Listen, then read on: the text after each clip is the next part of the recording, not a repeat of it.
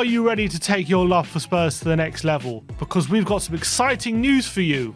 We're amping up our membership program so you can get even more of your Spurs fix. Plus, we're giving you ample opportunities to show off your Tottenham knowledge and win some epic prizes along the way. As a Platinum member, you'll get access to exclusive shows, Q&A sessions, as well as FIFA content. You'll also have weekly chances to win We Are Tottenham TV merch in our weekly giveaways exclusively for you, our members.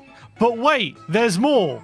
We're introducing members-only giveaways during our watch-alongs, so not only can you watch the game with us, but you can also interact and win some incredible gifts along the way, talk about a win-win situation. And if you're a die-hard Tottenham Hotspur fan, we've got something special just for you. Our frequent Spurs quizzes will test your knowledge and reward the most passionate fan with some amazing prizes. And if that's not enough, you can even be part of our weekly fan shows and have your say on everything happening at Tottenham Hotspur. It's like being in the locker room with the team. Well, not quite that, but you get the idea. All of this epic content and exclusive benefits can be yours for just £12.99 per month. That's less than the price of a burger and a pint at the Tottenham Stadium. So don't wait, join our We Are Tottenham community today and take your love for Spurs to the next level. Trust us, you won't regret it. Come on, you Spurs.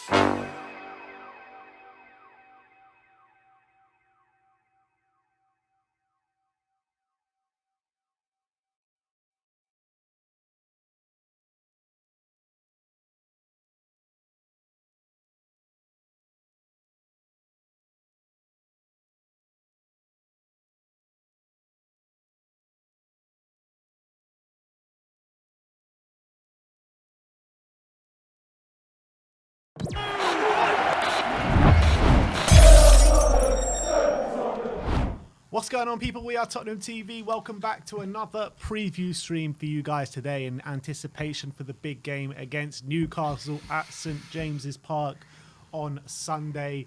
But there has been some breaking news early this morning, so we are a bit late to the party.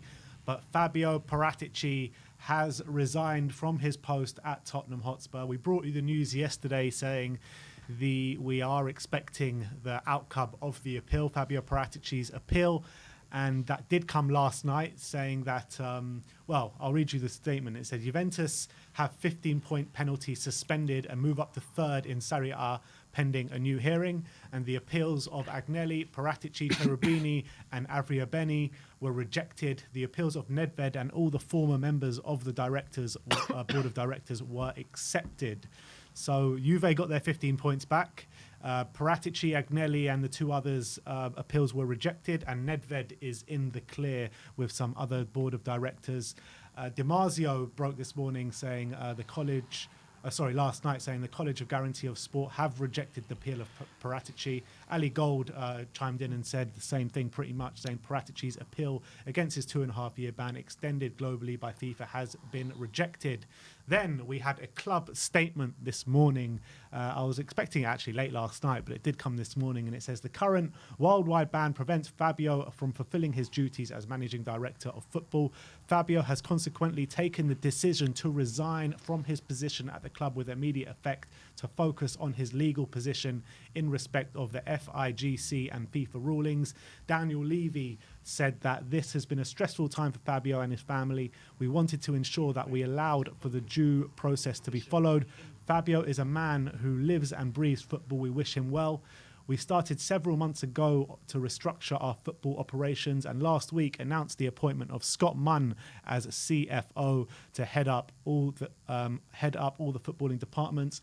We shall continue to strengthen our football functions over the coming months. So that was the statement from the club, and that is what Daniel Levy had to say about it. Funnily enough, Daniel Levy said a lot more about Fabio than he did about Antonio Conte going out the door. But we'll get your opinion on it in a second. But there's a couple more headlines I just wanted to read out from Kilpatrick and Sammy Mockbell. And Dan Kilpatrick says that Spurs are planning to replace Paratici with an external candidate who will report into the incoming chief football officer, Scott Munn. Paratici's ban and departure has come as Tottenham are attempting to convince Harry Kane to remain at the club and preparing for an overhaul of the squad in the summer. Where have I heard that one before? And Sammy Mockbell says that Tottenham performance director Greta Steinson and director of football administration governance Rebecca Capelhorn have taken the responsibilities of the vacated Paratici in the short term. Daniel Levy will look to replace Paratici and find a new director of football rather than promote within. And Matt Law just says that Paratici was the one that did advise Daniel Levy to promote Christian Stellini as the interim head coach in what was one of his last acts as director of football. So Paratici is gone now. Mm-hmm. That bit is signed, sealed and delivered. Does that mean we are going to see the talks of Maurizio Pochettino intensify? I mean, that remains to be seen. But what's your initial thoughts on the whole topic? Yeah, look, it's a complete mess. It was always going to end this way. We knew that the likelihood, considering all the information that we had, was that this appeal was probably going to be rejected. It seems as though he was the biggest offender, to be honest, out of everyone. So it makes the most sense that his appeal wasn't going to be upheld. Was upheld. And I think it's now time to draw a line under this and try and move on, because the longer this was going on, I'm happy that it's happened at this point rather than down the line later on in the season, because I think the sooner we can draw a line under this, the better, and we can really start this managerial search now, and maybe we can put a plan in place, or we can convince managers what the strategy is moving forward from Spurs.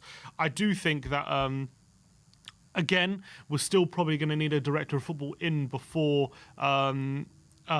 we can really. I think serious managers are our first choices. Take us seriously if we want to really go for like a Nagelsmann or someone like that. I do think that that it's going to. I think that we're going to have to have a director of football in place, so we're going to have that search started immediately.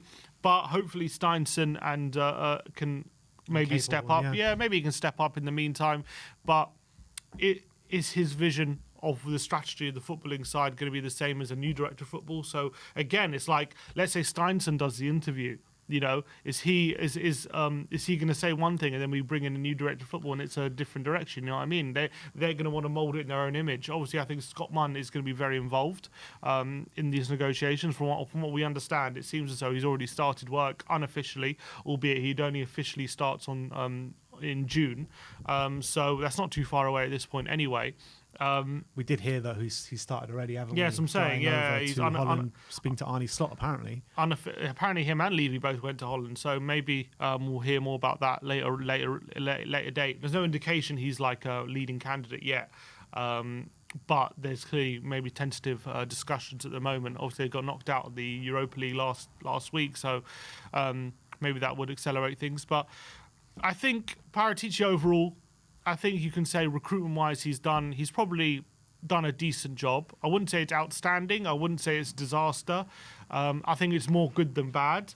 But I think where his legacy really probably lies is on the managerial search, where it was just he was part of a disastrous managerial search which led to Nuno, and then we ended up getting Antonio Conte, and he was out after 18 months. So I think from that point of view, it didn't go so well.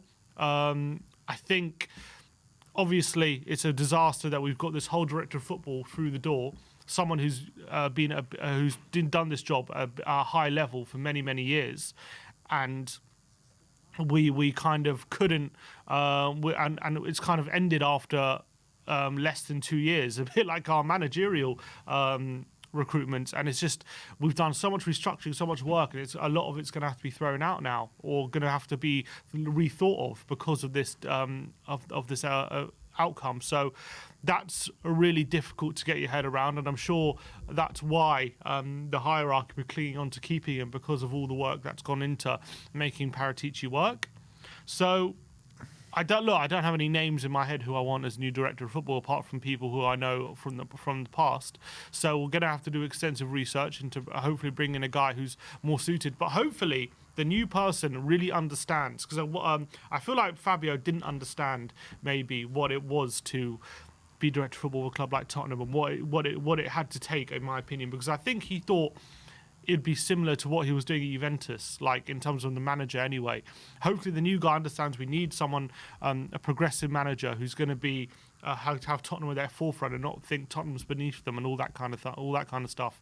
And I feel like Fabio maybe didn't quite get that right. And hopefully the new guy comes with the remit of, we want to play attractive football, we want to bring in more younger players, we want to build something more enjoyable to watch. And I think Fabio wasn't so concentrated on that. He was just concentrated on winning, and that's fine. But we didn't. He was concentrated on bringing in young players and lowering the age of the squad. And I think he did a pretty good job at that. And I would say that if you're looking back at his time at Tottenham, are we looking back at it? He's done a good job or a bad job. I think it was always a long-term project for Fabio. Yeah. And that's the case. I mean, you're never going to see the labours of his work to the fullest extent in such a short period of time. And I think that he brought in a good calibre of player here for the most part. But I just feel like it was more of a scattergun approach of bringing in players in different positions, as opposed to actually identifying key targets in key positions. That's what the problem was for me. It just wasn't. It didn't seem like too much planning went into it, to be honest. It just felt like we were just buying good players here and there in all sorts of different positions. Yeah, no, but it wasn't also like we had literally, before Paratici came in, there was that whole thing from Levy about the Spurs DNA. We want to get back to the Spurs DNA, and then Paratici comes in, and I don't know if it's his fault or not, or whether he didn't get that remit or not from Levy. But I felt like even with the recruitment, and especially with managers, it wasn't geared towards bringing that Spurs DNA back. That didn't seem part of his remit. He didn't seem like he was even considering that in his recruitment with players or managers. So hopefully the new guy, hopefully that's part of his remit, to really bring back an enjoyable style of football and more technical players and that kind of stuff. So we'll have to wait and see. But look, I think it's significant for Tottenham, this news, and I'm hoping we can now move forward from it. Yeah, and in terms of moving forward, right, like we talk about the manager search. You spoke about before about Greta Steinson heading up maybe taking on interviews for the new manager and stuff like that. But in my opinion, it just doesn't make sense for us to go for that new manager first. Surely we need to go with the director of football and for him to head up that manager search. 100%, I agree. It seems as though Scott Munn is involved at the moment. That's what it seems. But 100%, I agree. I think it's imperative as soon as possible. Obviously, you're going to have to, again, go through this whole due diligence search, all this kind of stuff for a director of football. Clearly, Paratici is someone he had in mind for a long time. So I'm guessing he'd done his research over many years. So now that's gone, he's going to have to go back to the drawing board. I'm hoping that since Paratici has been going for all this, he's been kind of getting names of other people who he might like to, getting a list of names he might like to interview for this role, knowing that eventually Paratici is probably going to have to leave. If they've been doing it for managers before they've left, I don't see why they couldn't have done that for Paratici. Draw up a list of names of director of football. I just got a feeling that they were just burying their heads in the stand and hoping everything was going to be okay in this situation. Yeah, that's what a lot of journalists were saying. So if that's true, then we're going to have to. I'm guessing they're starting from scratch when it comes to getting a new director of football, if that's the model they want to go down, which I think it is. But I completely agree. That is imperative when we're talking about bringing a new manager into Tottenham who has the full belief that they can be a success here. They want to know the direction and the strategy this club is going, and we're only going to know that answer until we've signed a replacement for Paratici. Then there's a collaboration from the hierarchy to the director of football down to the manager. Without that director of football, you can't sign a manager, then bring a director of football in after, and then that could all change. He could have different ideas. You want a consistent strategy throughout the club, and we're not going to have that until a director of football appointed by Scott Munn is there. And I'm hoping it's Scott Munn appointing him and not Levy. Yeah, well, that definitely remains to be seen. How many times have we heard Levy employing these people, and then we just hear after the transfer window shuts that Levy's been taking hold of this, Levy's been taking hold of that. The guy is a complete control freak, and I don't, at the moment and in the future, I just don't see how any fan can think that Levy is going to step away from the footballing side with what we've seen in the past couple of years. But this Scott Munn role is a new role, isn't it? Yeah. So hopefully you can create as many roles as you want. We said the same thing about Paratici. It's a new thing, and hopefully that's a step in the right direction. And then in the end, Levy did still got too involved, even with Paratici there. Exactly. But hopefully with Scott Munn and a director, that's even more separation. 2 layers to Levy, but he'll still be micromanaging. You know it. Yeah. You just know it. So look, that's the situation right now. Another shit show, to be honest, for Tottenham Hotspur. Paratici has resigned from his post at Tottenham, so that's even more uncertainty coming into the club today.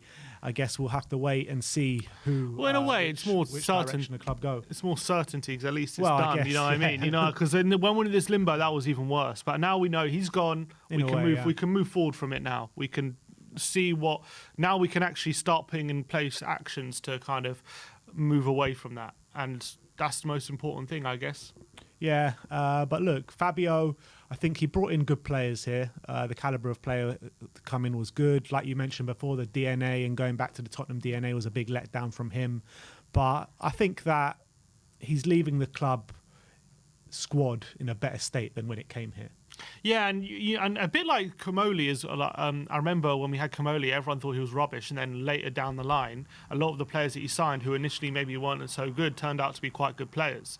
And the same maybe for Paratici, not necessarily saying they're rubbish now, but like people like Udogie, Sarr, Spence, Hill. Maybe it's not going to be until 2-3 years' time when they really start to develop and become good players in the squad, where we say, okay, he actually did a really good job bringing these players in. We might not know it until a couple of years' time. And let's be real, right? Before Fabio, right, in terms of the previous 5 years or whatever in transfer windows, how many players did we actually buy that could get into our first team? Not very many. Heung-min Son.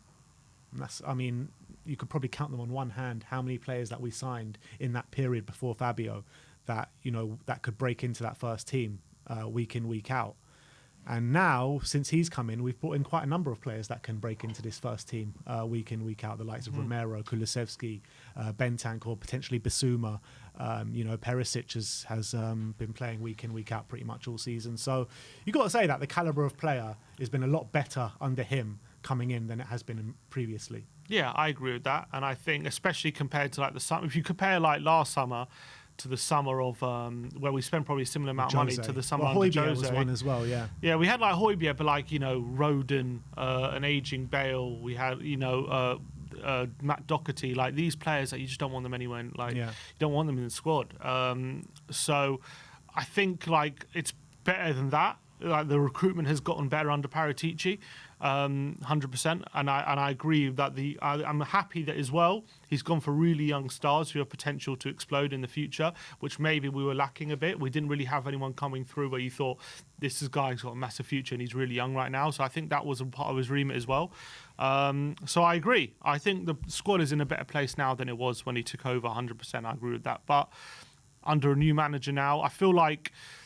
Under a new manager, especially one who's going to be more offensive and maybe more possession based, it's going to take quite a bit of especially in the back line and midfield. It could take quite a lot of change to get right what we want from this squad, and unfortunately, that's just reality. And where I think if Paratici was still here, maybe he could have helped with that. But look, we're going to need a new director of football now, and they're going to have their own vision. Yeah, and what people want to say on him, we're never really going to know like what his end goal and end job will have looked like, to be honest. So I think you just got to say he made mistakes, he did good work here as well. So just be on your merry way. You got to remember as well how like when he came in, how desperate we were for someone like him, and so how much had to be done like to get us up to a level. And it was, as you say, he's only gone in less than 2 years, so. It was always very difficult for him to get everything he wanted done in that short space of time before this came to roost. So I think it would be harsh to completely judge him just on these 2 years, because a director of football is very different from a manager. It's much more of a long-term thing where it's not like you're just based on results week in, week out. And Spurs were in a complete disarray from the footballing side. Still are. And we are now, but like we were even much more when he took over, weren't we? So. And now the director of football now might have an easier job, not easier job like overall, but in terms of like recruitment and wise and stuff like that, maybe there's more structure there than there was when Paratici took over.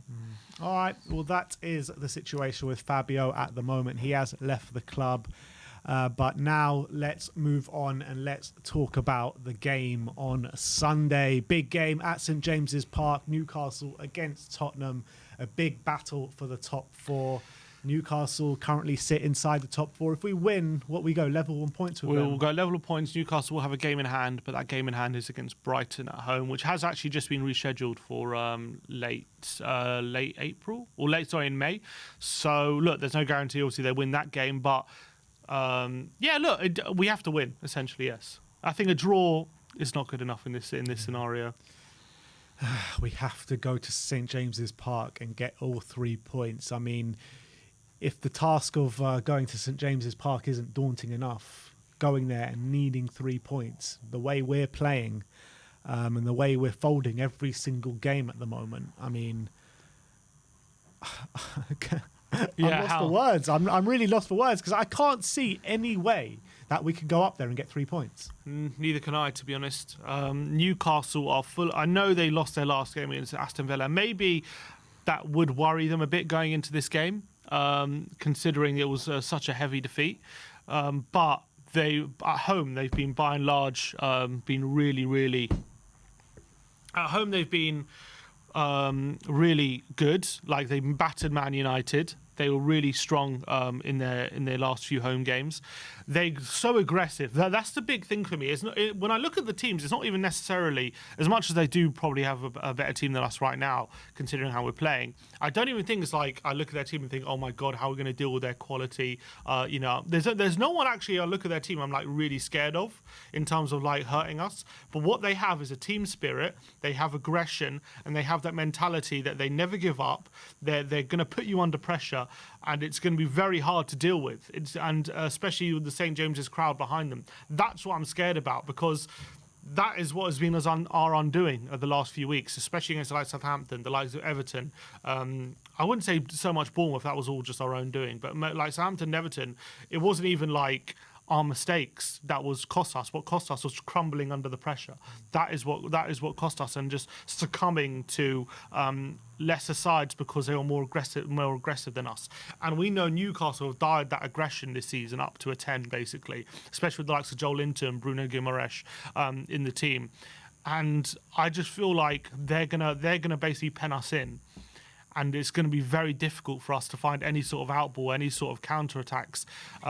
It's going to be interesting with if I don't know if Longley actually is injured. We'll hear from Stellini in about half an hour, I guess, of the state, because he went off injured at last game. Haven't really heard any news, have we, about him? No, so yet. He might be injured if he not. It looked like muscular or hamstring or something, so I do imagine he's going to be out. If he is out, it's going to be very interesting to see what Stellini does, because this could be an opportunity for him to actually change formation and actually give it a go and try something new in it. And if he does that, in my opinion, I'm not saying it's guaranteed to work, but it could spring a bit of a surprise on Newcastle. But the thing is, if you go, what you thinking, like a back four?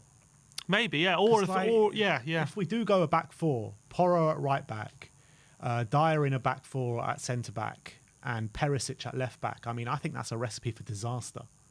It is, but the back three system right now is also it's not standing up to the pressure right now. So maybe it might be a case of try and outscore the opposition with our superior attacking. Maybe that's the best way. We know Newcastle's defence is really strong, and so they're probably going to be more solid than us. Look, either way, it's tough for me to see a victory. I think we need three in the middle, though. I think we need to play midfield, which can combat with them and try and... Because I was actually looking at Aston Villa last week, and I was looking at their average position, and what they really did was essentially they had 4 centre mids on. They had McGinn, Buendia, Jacob Ramsey, and Dendoncker, all in the centre, and they just hounded Newcastle. They didn't even have a lot of width. They just stuck Watkins up front on his own. Had 4 centre mids. They got the width from their fullbacks in Young and Moreno, and they just hounded Newcastle. Didn't let them play. And I feel like we need to add an extra centre mid in there, or at least maybe have Kulusevski in there or something to make up the numbers and combat Newcastle. And that's the best way. I think we're really going to make sure that they're not penning us in all the time, and we maybe have some control in possession at times. Because I think if we just go with Sarr and Skip, with Skip and Højbjerg, I think we're going to get penned in. We're not going to have any outballs at all, and we're not going to be able to keep possession. They're just going to be able to pen us in and just wait for the opportunity. A bit like what they did against Man United. Just wait for that opportunity to arise to score. Fact of the matter is, we can play any system we want. If we don't have the fundamentals, and if we collapse, then we're just going to collapse. And regardless of what system we play, it's going to be the same outcome. But if you look at the form of the two teams coming into it, what have we got here? So it's funny enough, Newcastle, they looked like they were stuttering, didn't it? And then they just turned it around, went on firing form, but then got absolutely battered, as you say, last week by Aston Villa. Is that crack starting to appear again for Newcastle? It's an interesting one, actually, because there is a case to say that, yes, there are some cracks starting to appear for Newcastle, because they've actually, the last 3 games, they've actually been starting really slowly. Yeah. Against West Ham, they were they could have easily been a couple of goals down before they went on and scored 5. Brentford, they missed a penalty and they were 1-0 down in the first half as well, and it could have easily been more than a goal. They ended up turning it around in the second half, but they probably you could argue got a tad lucky to have won that game. They went 2-1 up, but Brentford piled on the pressure late on as well and could have easily equalised, and it could have easily been more than 1-0 in the first half. And then against Aston Villa, they were 1-0 down in the first half, and then in the second half they made some changes and they didn't work, and they ended up getting absolutely out-tacticked. So maybe there are a few cracks showing. I mean, at home it's a bit different. Those are all away games against West Ham, Brentford and Villa. Those are all away games. The last home game, they battered Man United 2-0. They did scrape past Wolves in a home game recently, which could have easily ended in a draw. But they don't look like losing too many games. Apart from that Villa game, especially at home, they just look formidable at the moment. They don't look like losing too many games, and especially with the confidence. They know how big a game this is as well. I can't see them taking their eye off the ball in this game, knowing the importance. And I think Tottenham, have pretty much made a habit of taking their eye off the ball recently, and that's what I'm worried about. As much as I'm sure we're going to go into this thing like believing maybe we can with people like Kane and Son that we can do something. I just think they have that aggression and full belief and team spirit, which we just don't have at the moment.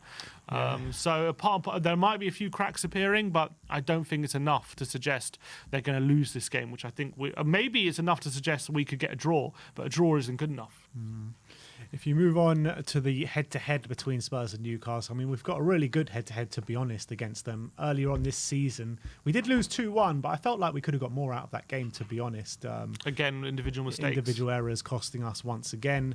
If you cast your mind back to October 2021, I mean, that was their first game under their new owners, wasn't it? We did go and win the game 3-2 last time we did go to St James's Park, but it's going to be a completely different kettle of fish this time, isn't it? But it does always promise goals. I don't know if this one's going to promise goals, though. Yeah, I mean, they're usually good games. I know we beat them 5-1 at the Tottenham Stadium last season, which was a really impressive performance from Spurs, and that was when they were playing well as well, Newcastle under Eddie Howe. But we're just not the same team as we were back then. We've lost that bite, that fight that we had. And that's the big thing. Obviously, it's going to be a completely different game to the game that we beat 1-3-2 at St James's. Like, we had Ndombele still there scoring goals in that game. So I don't think you can compare that. That was under Nuno even. So I think it's obviously going to be a completely different game. That was Nuno's last month, wasn't it? That was Nuno. I think that was Nuno's penultimate game at Tottenham. He beat Newcastle and lost to United. Yeah. That was what happened. So I don't think you can take those games into account. Obviously, earlier this season, it was a close game, but albeit it was 2-0 to Newcastle in the first half. We got back into it in the second half, but then at 2-1, we just didn't ever look like getting that equaliser, to be honest. As much as we huffed and puffed, Newcastle stood strong. So that was us maybe in a better moment than we are now, to be honest, funnily enough. Like that, and we're just in the dumps at the moment. So it's just, any way you look at it, it's tough to see Tottenham getting the result they need on the weekend because of just everything in play. And Newcastle are just playing so well at the moment. I struggle to see how we go there and actually win the game, especially even if like they have an off day in front of goal. Do we go there and actually score enough goals against their defence? Like, their defence is so tight, and I think they've conceded the least in the league. Yeah. So I don't know whether we'll have enough. Yeah, me as well, to be honest. And if you're looking at the two players that we have picked out for ones to watch, we've picked out Miguel Almiron and Kieran Trippier. I mean, Almiron, he has had a stunning season, but it has dried up of him of late with injuries playing a part as well. 11 goals, though, and 1 assist cannot be sniffed at in 24 starts for Miguel Almiron. And what's happened to him this season, Almiron? Like, where has this form come from? Because we've never seen anything like this before in his career. I just think it's one of those moments where he's gone through a complete purple patch, to be honest. I don't think this represents the true quality of someone like Miguel Almiron. What I would say is I don't think previously he went on big barren runs without scoring, and he was really struggling. I don't think that also truly represents his true quality. I think he's a better player than those barren runs he had, but I don't think him scoring bangers every week is a sustainable way for him, because I don't think he's that good where he'll consistently do it. I think he's a good player where he probably should be getting like 5 goals a season kind of thing, and I think he's got a decent left foot. I think what truly sets him apart is his work rate, how hard he works. He's a grafter. He closes people down. He makes life difficult for you. But this, I think it's gone completely out of the blue, because I think it is out of the blue. I don't think anyone expected it, and I don't see him sustaining this form going into next season, to be honest. And he has kind of dried up already. We have seen like Eddie Howe do this with players in the past, though, haven't we? I mean, Ryan Fraser springs to mind at Bournemouth. I mean, he got him playing so well, scoring goals, making assists quite consistently. So, I mean, does it not represent the good man management of Eddie Howe? Yeah. I think Eddie Howe has given him confidence, 100%. I think he's 100% a player flying with confidence at the moment. You can clearly see that. The fact he's willing to try so many things, all these goals he's scoring, unbelievable finishes, that comes with confidence. But Ryan Fraser's form also dried up eventually. And I think sometimes you revert back to exactly back to the mean. We know that too well at Tottenham Hotspur, don't we? Exactly. So I think that I think we're already seeing it with Almiron, to be honest. Him kind of reverting back to how his true quality. But not to say he's not going to be a threat, because I'm sure he will be, because he's still having a great season. But I don't believe he's as good as the form this season has shown. I think he's massively outperformed like his actual quality with some of the goals he scored. But he's a good player, obviously, and I think he was getting clowned on a lot. You saw with the whole Jack Grealish thing, and I think that wasn't his true quality either. So, but yeah, I think he's a good player. And talk about a player who is showing his true quality at the moment, someone that we didn't really appreciate too much when he was at our club, is Kieran Trippier. 1 goal and 6 assists this season. Right back of the year in the Premier League, hands down. He's been nothing short of sensational. Man of the match pretty much every week for Newcastle. And you can really see he's learnt a lot in the Spanish league under Diego Simeone, can't you? Yeah, he's really tightened up defensively. He's not like that liability he was in his last season at Spurs. I think it's probably one of our biggest regrets, to be honest. When you have someone with that kind of quality, crossing-wise, and his ability to create chances, I think we just let go of it so easily. And I know that defensively in his last season at Tottenham, he was a massive liability, but I guess we took for granted his quality because we haven't found that quality since, let's be honest. And it's so hard to find. And us as a fan base pretty much chased him out of the club, and we did, and that was... we never should have done that, clearly. We're going to live to regret it, to be honest, and we still do regret it, I think, considering how well he's done. He's won a La Liga, and now he's one of the best if not the best right back on form this season. And, he consistently starts for England as well. He's their best right back still. Southgate still rates him as the best right back, and that's no easy feat considering the quality England have a right back in Trent, Reece James. So I have to say, that's we're eating some humble pie, I think, when it comes to Trippier, 100%, and we never should let him go. I think he's been absolutely fantastic, and he's, to be honest, he's their chief chance creator. Amazingly, playing a right back. If I look around in their team, I don't see the creativity anywhere but him. In terms of real creativity, he's and from set pieces as well. He's every set piece is on the money for Kieran Trippier. What a player he's been this season.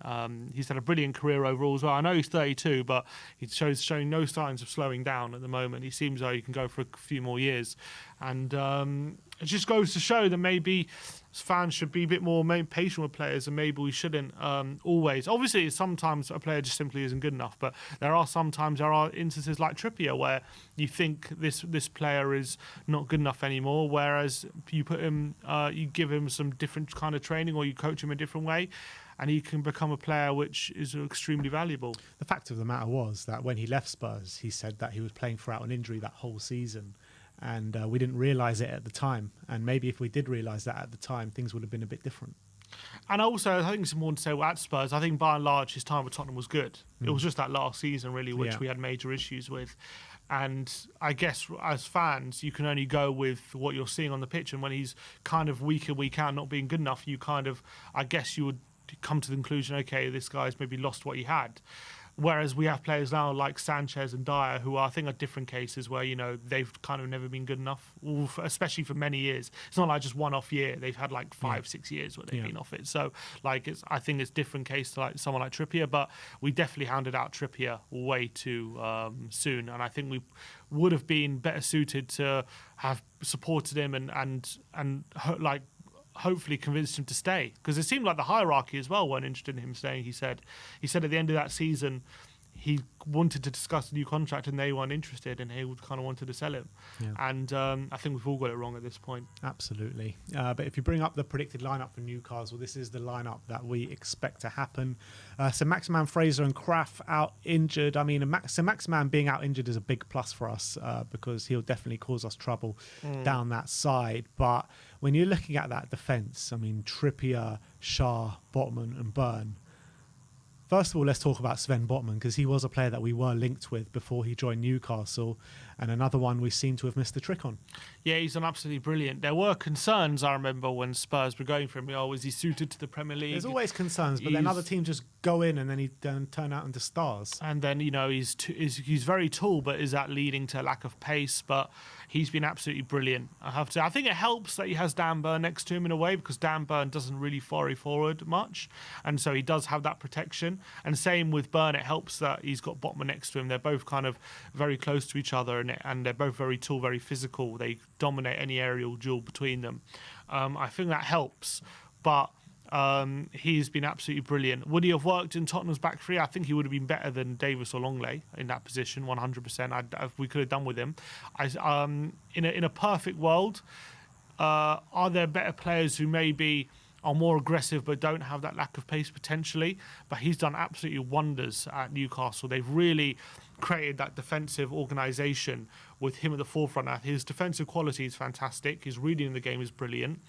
He's so strong as well. Aerially, he's really strong in the tackle. And on the ball as well, underrated player. He's got quite good composure. So is it someone who I'd say I'm really angry that Tottenham didn't get? I'm not saying that he's not better than what we have. He is. But I still think Tottenham could do better than him as much as he's been brilliant. I do think now Tottenham could sign a player in terms of it playing in an attacking system that could be better suited to us than Botman. But Botman is 100% better than what Spurs have now, and he's been absolutely fantastic for Newcastle. And Eddie Howe has done brilliant to coach that back five to be the best in the league, 100%. And in terms of that three-man midfield, I mean, we touched on it before, but how the hell do we combat that three-man midfield with our Højbjerg and Skip? Because Bruno Guimaraes, absolutely top player. Willock and Longstaff, I mean, not on that level, but playing well at the moment, and they definitely put their effort in for the team, don't they? Definitely, they non-stop running. Willock is a bit of like a mini Gigi Wijnaldum in a way. He's like he's quite bright on the ball. The disrespect to Gigi Wijnaldum there. He's a mini Gigi Wijnaldum. He's a mini Gigi Wijnaldum light, basically. He's like good, he's a good dribbler, decent finisher. Decent close control, but what really sets him apart is he marries that with an insatiable work rate. He never stops running pretty much throughout the whole game, and he's got good pace, good strength, and he's an absolute pest for anyone playing against him. He's so difficult to shake off. Defensively, he puts in the hard yards, but he also has that pace to also take you on and get beyond you and create spaces in the final third, and that has been his... He doesn't get loads of goals and assists, but he's always a nuisance. He always creates chances. He creates chaos a bit, Joe Willock. That's been his strength. Sean Longstaff is a good player. Again, it's a bit like Scott McTominay. He's not amazing in anything, but he's like a decent passer. He's got decent awareness. Defensively, he's quite strong. And recently, he's actually started to add a few late runs into the box as well and started to get on the score sheet a bit, or at least get shots on target. But he's not like amazing, but he's a very functional midfielder who kind of never lets you down, but also is never going to like boss a game by himself. But he allows you as like a solid, consistent level performance. So that's why Eddie Howe likes him. And he'll be probably the first guy that they upgrade on. Yeah, you'd probably think so. Someone like him, or maybe there's Johnny was saying from Newcastle Fan TV, saying maybe someone like Dan Burn, a left back, and then Bruno Guimaraes. He's just absolute star quality. He's the real linchpin in that midfield. Without him, I don't think that midfield, the glue to that midfield, is as strong. And I think because he marries real good technical ability with unbelievable work rate as well. He's so strong in the challenge. He never gives you a moment's rest. But on the flip side, when in the final third, he's more likely to pick a lock. He's the one with amazing technical passing ability where he really knits the play together. He's a playmaker. He's so good, Bruno Guimaraes. And he's the one where if Skip and Højbjerg are just running around like headless chickens trying to break up the play, when it comes to Willock and Longstaff, I can see them competing. But what Bruno Guimaraes does is he'll add that composure, make sure that when Højbjerg and Skip are coming towards them, he can play around them. He can make sure that he can find the spare man.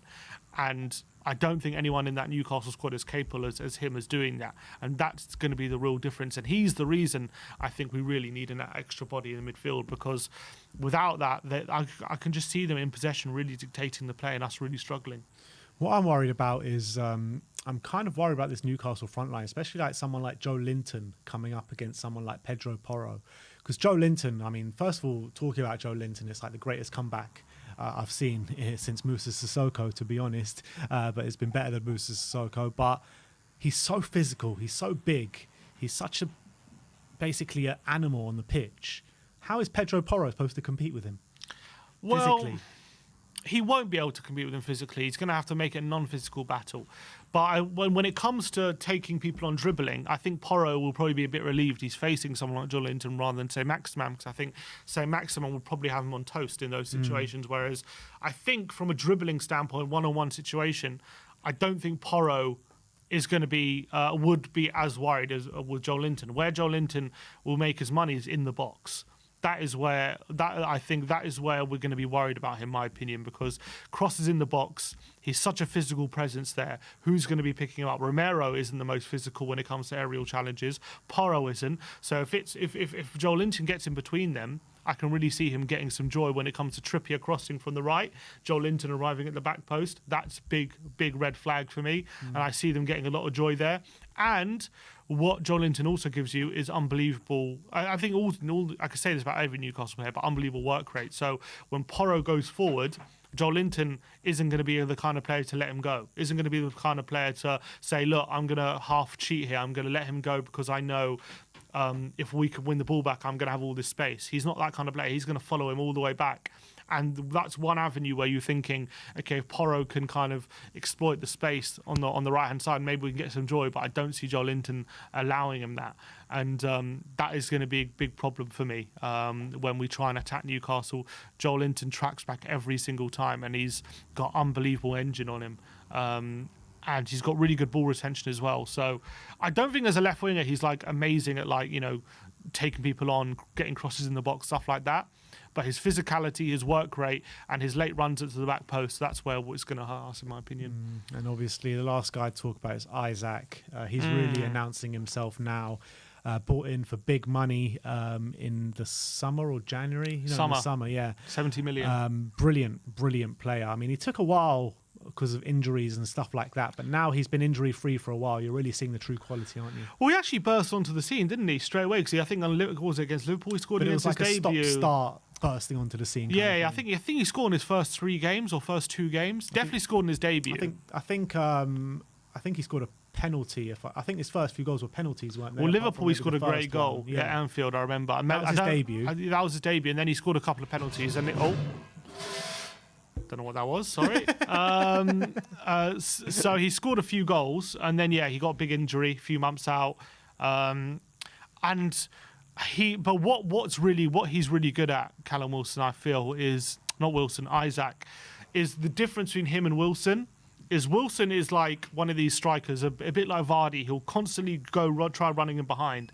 And the difficulty in dealing with someone like Wilson is just that persistence of continually running in behind, using his physicality to get on the end of things.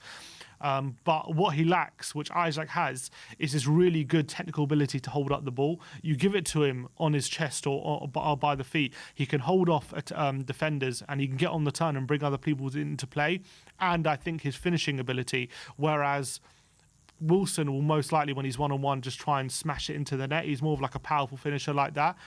Isaac has a bit more of that finesse about him, a bit more of that technical quality with technical finishes, and that is something to worry about. And I would be more comfortable in a weird way. I wouldn't be comfortable either way, but I would be more comfortable with Eric Dyer up against someone like Wilson rather than Isaac, because I think with the ball to feet, I can't see Dyer getting near him. Wilson always scores against us. Whereas running, I guess Dyer would probably struggle against either of them, to be honest. But what would I be more worried about? If Tottenham sit deep and Wilson trying to exploit that space. If we're sitting deep, essentially what I'm trying to say is if we're sitting deep, I'm less worried about Wilson running in behind us than I am about having someone like Isaac getting the ball to feet and not being able to get the ball off him when we're sitting deep, because that's where they're really going to hurt us. And I remember, watching just that Leicester game, how Iheanacho was taking on Dyer, he just wasn't able to get near him. That's what I'm worried about. Isaac. Like, if Isaac in that position there, again, like that Leicester position where Iheanacho was, who would I be more worried about in that position, Isaac or Wilson? And it's definitely Isaac for me. All right, well, that is that for the preview. I mean, having said all what you've just said, how do you see the game going, and what is your score prediction? How's it going to play out? Unless we spring a tactical surprise, if we're going to go to the 3-4-3 that we're expecting, let's say Longley, either Longley's fit or we go with Sanchez or Tanganga or something, I don't know. If we do that, which I'm hoping we don't, I can't see anything but Newcastle getting the win here. I can't even see us getting a draw, to be honest. The only source of maybe we can hurt them, what I would say, is if Kane can drop deep and pick up the ball. I do believe there's a way in Newcastle defence, which Watkins ruthlessly exploited last week, which is that space between Fabian Schär and Trippier, because Trippier gets forward a lot and he's pretty much like a right winger a lot of the time, and he leaves a lot of space in that area. If Son could exploit that area and get him behind Newcastle there, that's maybe a source of joy, but I can't see anyone but Kane picking him out and being able to play a through ball to him. And then if they're able to shut out Kane and stop him from turning, then I see that avenue being really hard to exploit. So without any advantages in midfield, because if we're going to play two, I think they're not going to get any advantages there. Are we going to be able to defend the wide areas with stopping Trippier getting the service to the front line with Perchy there? I think he'll still be able to get... I do believe Trippier's still going to be able to get service from that right-hand side. I don't see any advantage in midfield. I do think Joe Linton's going to have some joy physically in the box. And I think Isaac against Dyer, I see him getting joy. So anywhere I look, I see joy for Newcastle. I don't see Tottenham getting the upper hand. A bit like Brighton, albeit we got very lucky against Brighton. I said I don't see joy anywhere on the pitch where we're getting it. We didn't. And we didn't. We just got very lucky. And maybe we get very lucky against Newcastle when they get 4 VAR penalties which weren't given, maybe. But I don't see anything but, I said 2-0 to Newcastle. 2-0, yeah. I don't see us scoring, to be honest. I kind of feel the same way. I mean, I look at every area of the pitch and I can't see anything that go in Spurs' favour. But whenever the Spurs fans are thinking like this, we do sometimes go on and get that win. It happened against Brighton, albeit very fortuitous. But maybe we need to have those same referees in the game for Newcastle. And someone, Peter Simmons, in the comments saying Danjuma's secret weapon. I would start one of Danjuma or Richarlison just so we have that extra pace on the break, because we're probably going to be camped out and a half for a lot. Yeah. And especially on the right-hand side, they have Dan Burn, who just isn't the quickest naturally. So if we can get someone like Danjuma, who's got good dribbling ability and got proper legs, I know Kulusevski's a good dribbler, but he's more good dribbler, close control with close proximity to the defender. He likes to outmuscle them and get round them. He's not one to burn anyone for pace on the outside or on the inside. Danjuma and Richarlison are more likely to do that, especially Danjuma. So I would probably play Danjuma on the right-hand side, and maybe that's a source we can get some joy. But I don't know if we will. We'll have to wait and see. So there you have it. Danjuma is going to be our secret weapon coming into the game at St James's Park on Sunday. In terms of my score prediction, I am actually going 3-1 to Newcastle. It's probably the heaviest defeat I have predicted this season. But look, it pains me to say it, but I just can't see any joy this weekend with the way Newcastle are. Albeit there are a few cracks of the way they're starting games and the way they got battered last week. But I think just Spurs are just that much worse at the moment. I just hope we have hard to call. I just hope we have something up our sleeve to surprise them, because we just literally since Salini has come in, it's like same again.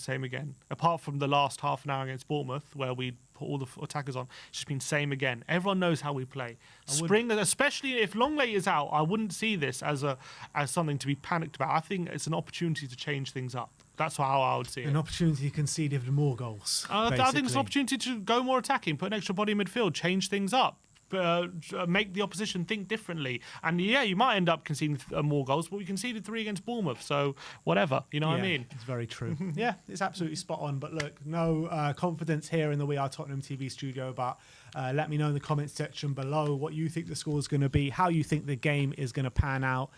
And, we say it every week, don't we, that top four's dead, top four's dead. But if we lose this one, No, it it really really is is dead. dead. I mean, it pretty much is. I would say, like, at the moment, you're literally. We've probably got a less than 10% chance. Yeah. I'm saying than getting in there right now. You're lose- literally clinging on to the fact that we win this game specifically, because I think Man United winning last week meant 6-point gap and a game in hand. I think I know they could crumble, but I think we might have left it too much to do against them. So we're literally relying on Newcastle, and if they win or even draw, we've left ourselves way too much to do. So we have to win this game. I think it's win or bust. If we draw, I think you can say it's goodbye. Yeah, and even if we win this game, it's probably going to be win or bust every game Essentially, until yeah, the end of the season. Pretty much. I mean, Newcastle do have some, they've got to play Arsenal, they've got to play Brighton, so they've got some we've tough got the games. toughest games out of the lot. Essentially, yeah, we do, because we've got to play Man United and Liverpool, And Villa. So, yeah, we're going to have to win this game and go on a mad run. And Palace. Yeah, you could say any game. I could say Everton, and you'd probably say, yeah, and Everton, you know what I mean? Yeah, but Everton are actually losing quite a lot of games at the moment. Any game right now for Tottenham Crystal looks... Palace from the back of 3 wins under Roy Hodgson. Any game looks tough right now for Tottenham, because we just lost to Bournemouth, and we drew to Southampton, Everton. You can say any game. It's true, any game does look tough, but it looks that much tougher when teams are in good form. Yeah, but who knows what form Palace will be in when we play them, you know what I mean? But anyway, that is your match preview. Both of us going for losses. Let me know your score predictions in the comments section below. And let's move on to the call-ins. But before we do that, let's go to some super chats. Jaden saying, Pochettino, no Guzman, no Slot. Rest in peace, Tottenham Hotspur, 1882 to 2023. Bobby K with the members chat, 14 months for Bobby K. Big up, Bobby. And he says, good morning, Ben Sim and chat. Happy Friday to all. And all right, it's time to bring on our guests. And you know what? This guy seems a lot happier today than he did when he last came on. So let's bring him on. Well, what can I say, boys? I'm happy today because Spurs aren't playing. Fair enough. But it's always happy. How you feeling, Brian? How you feeling about this game? The same way as you guys. I've been listening to what you've been saying. I think what you got to remember as well, when you talk about Newcastle, like when they lost the Carabao Cup final, they came back fighting. They came back determined and started putting a good run together. They'll go into this game tomorrow, Sunday, with that St James's Park faithful being as loud and as toxic and making it such an intimidating atmosphere, and our players will crumble because we can't handle pressure at Southampton and Wolves, let alone a pumping Newcastle. And I just think Newcastle will come out and say, "We're sorry we let you down last week. We're going to make things right," and they'll do it at home. I'm terrified about this game, in all honesty, absolutely terrified. Yeah, you're not the only one. But before we get into the game, let's talk about Fabio a bit. He's now resigned from his role at Tottenham, which is not unexpected. But for you, The con is gone. Do you see this as maybe is it opportunity to draw a line under it and move forward, or do you just see it more how it represents the shambles of the hierarchy? A bit both, in all honesty, Simeon. I mean, the thing that annoyed me is why wasn't he sacked by the club yesterday? If this had been someone, then we have to do a payout. Well, yeah, this just then that leads into the second part of the shambles of the club, doesn't it? I mean, if you bring your club into disrepute, or if anyone does anything that brings their companies into disrepute, the company. If this was ENIC and someone had been fiddling the books at ENIC or a previous job and it found out, off you go, you're causing ENIC a bad rep. Bye bye, see you later. As to be fair, that would happen with any company with something this big. It's just a case of, was that a resign or was that a push and resign and a golden handshake, or not golden, but a payoff if you say you resigned. I was thinking that way as well, Brian, that they should have just sacked him as soon as this news came to light. But once the appeal process has started, surely they have to see it to the end to see if it does get accepted or not. Yeah, I mean, listen, the thing is, we all knew when it came to making this booking, what was I talking about? Work. When it came to making this appointment, there was kind of some reservations behind it from the beginning, wasn't there? There always was, and it's come to fruition. Listen, he's gone. It's another embarrassment to add to. I mean, honestly, if you looked at this season and you said, right, tell me the most embarrassing things that could happen in a season, I don't think even I could come up with a tale of woe that this club has offered up. But it's done. We move on. and we just try to get. Mate, I just cannot wait for the end of this season. But what's coming at the end of this season? The summer of disappointment. So I don't know which one's worse. So we see. But Isn't listen, every summer the summer of disappointment? yeah, but the only, like I said, the only benefit of the summer of disappointment, like I've said to you guys before, is at least if we are protesting at the training ground, I get suntan rather than frostbite. Um, so we'll see what this club serves up and offers. He's gone. It's done. Move on. Brian, I don't think we can have you on here without discussing a certain Cambridge interview with Daniel Levy, which was released on Thursday, or was it Wednesday? Sorry, Yep. Wednesday night. We did a review of it yesterday with some of his Yep. answers. What were your particular takeaways from what he had to say during that talk? So Simeon, the way it happened is I went to bed quite early Wednesday night, and I woke up Thursday morning to my phone being red hot with messages, whatever. I was like, "What the hell's gone on?" Then every single message was the same. I listened to it, and Do you this was watch at the whole 5:30 thing? in the morning. You watched the whole thing?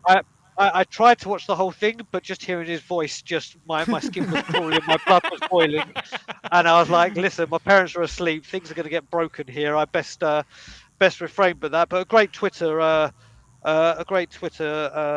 channel or whatever you call them account, Spurs OTM, kind of broke the main talking points down into what they were.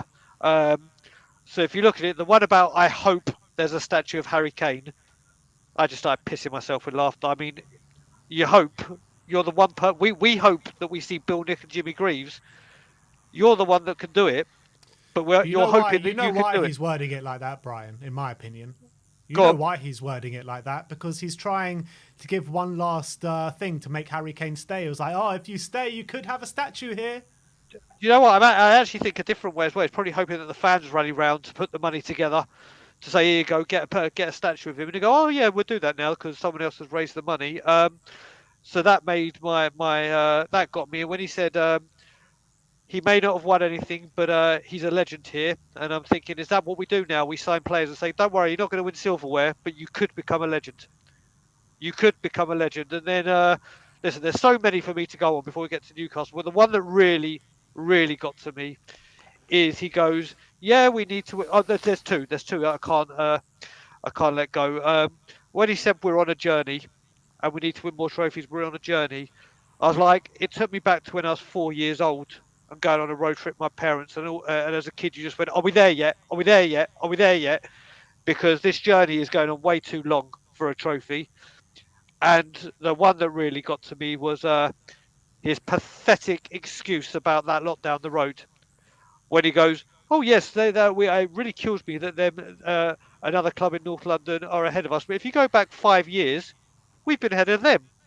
Well, they've won 2 trophies in that 5 years, and I can play that game, Daniel. Let's go back 20 years, where they finished above us for 20 years straight and qualify for the Champions League every year. But you don't want to mention those 20 years, do you?" It was just that, and the fact that he won't address the fans, he won't communicate with the fans, he doesn't talk to the fans, he'll barely talk to the supporters trust. But Cambridge come calling, "Oh yes, let me pop down and see my peers." It's like, you idiot. So yeah, I'm choosing my words very carefully. It was just a shit show. I've gone absolutely nuts on my channel with it. What do you expect with this, man? What do you expect? That's Yeah. all I'll say about it. I mean, I don't know, Sim, do you think there was too much in there to go mad about? I just think there wasn't too much to be angry about in terms of there's nothing new in there. If you're already angry, then you're going to stay angry probably. There's nothing to reassure the fans, I don't think, in much in what he was saying. But I think a lot of it was like very politician-esque answers, like just kind of evading the question, half answering it. But as Tottenham fans, obviously we're going to want more specifics, but he wasn't talking to just Tottenham fans. It was a Cambridge thing about business. So I kind of understand it, but from a Tottenham fan's point of view, I mean, there just wasn't much in it. Do you know what it is, Timmy? Let me just add on top of that. The thing that I've noticed as well, which gets to me because I don't know how more fans don't see it. He is doing it so blatantly and in people's faces. They say the best place to hide things is in plain sight. And that's what he's doing. He's just saying these things, saying these stupid comments but he's doing it right in front of you, or us, shall I say? And people are like, oh yeah, but yeah, no, it doesn't matter. It's just another tale of woe from him. Obviously, when I see things like this, I react completely different to a lot of people, um, as people will know. But it's just more embarrassment for me. More embarrassment from him. Another day in Well, paradise, as Ben and I say. well, Brian, let's finish off with your predictions for the game and how you see the game going on Sunday. Yeah, I mean, yeah, you're the ones to watch. I'm a big fan of Kieran Trippier. I'm really disappointed that we let him go. Obviously, he came back from the World Cup in Russia doing really, really well, and then that season that he was playing constantly, people forget he was playing with injections every single time to play. He needed, I think it was a groin or a hernia operation. I can't remember which one it was, but he was taking injections to get through every game, um, rather than having the surgery. He's come back. He's been incredible, hasn't he? I mean, I remember, Ben, we were actually talking. Remember, we had that transfer deadline day debate, and he was one of the ones that I said go in, and we're saying that big clubs don't leave clubs during the January window. What an inspired signing he has been, and the defence that they've got. I can never say his surname, but for me, Bruno has Gimares. been. I can never say that name for some reason. I think he Gimares. Gimares. Okay, there we go. Thank Exactly. you. Gimares. Okay, there we go. So I think he has been the best midfielder outside the top six, if not one of the best midfielders in the Premier League all season, if not one of the best players outside the big six in the Premier League this season. I think he's a magnificent player. Um, I think Simeon touched on Joel Linton. Joel Linton has become a much improved player in the position he's playing, and he's just a workhorse, isn't he? He just does not give up. His fight, everything. He's completely swung the Newcastle fans' view of him. I think they've got a lot of worries. I think they've got a lot of things to worry us. And like you said, I can't see our defence holding up with it. I really want to see Papa Matesar start. I really want to see him start. One of those two in midfield need to be rested, dropped, whatever the buzzword you want to use. And I do want to see Dan Juma in instead of Kulusevski. Do you know what? Simeon mentioned Richarlison, and I'd love to see him play and get a game, but I think his confidence is shot to bits. I think this not being able to score in the Premier League, when he does, it's ruled out for offside, has got to be getting to him. So I'd like to see Dan Juma. I really would like to see him from the start. I can't see anything from us. I can't. I see us playing the 3-4-3. We'll make Stellini will come out and go. It wasn't down to tactical. It was individual errors. And then at Manchester United, he'll play the same players that made the individual errors. And I just can't see anything. I said all week the same score as Ben. I'm going 3-1 Newcastle. I just can't see it. That the Geordie faithful will be pumped up. What Conte said that we can't handle pressure. There's going to be a fever pitch atmosphere there, and we'll see. But I just can't see anything. If you gave me a draw now, I would bite your hands off. I would bite your Brian, hand off for a draw. Brian, just before we let you go, there's Yeah, a potential selection headache on Sunday with our left centre back Clement Longley potentially out injured. If he is out yep. injured, what do we do? I mean, do we put Sanchez back in and give him a bit of an olive branch, or do we put Tanganga in there? I mean, those are our only two options really. Or change formation. Or change formation. Exactly. For me, if you was to start Sanchez, and I can see the only way he possibly could start Sanchez is that the game's not at home. So he's not going to get. He may get it from a small. Obviously, the travelling support if they I do, don't and I think he really would. really hope I they don't don't. think he would.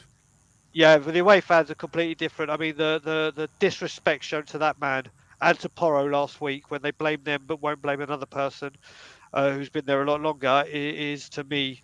Who? Eric Dyer, Uh, right?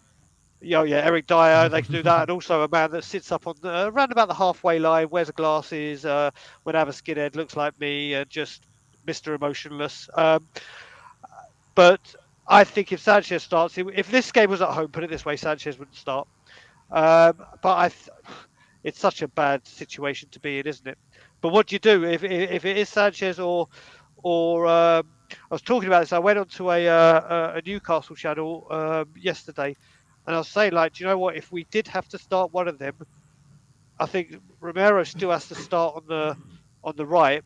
But do you move if it's If it's Sanchez, I'd rather put Dyer on the left and Sanchez in the middle because the front two, the defensive two, can mop it up. And I'd put Romero on the left.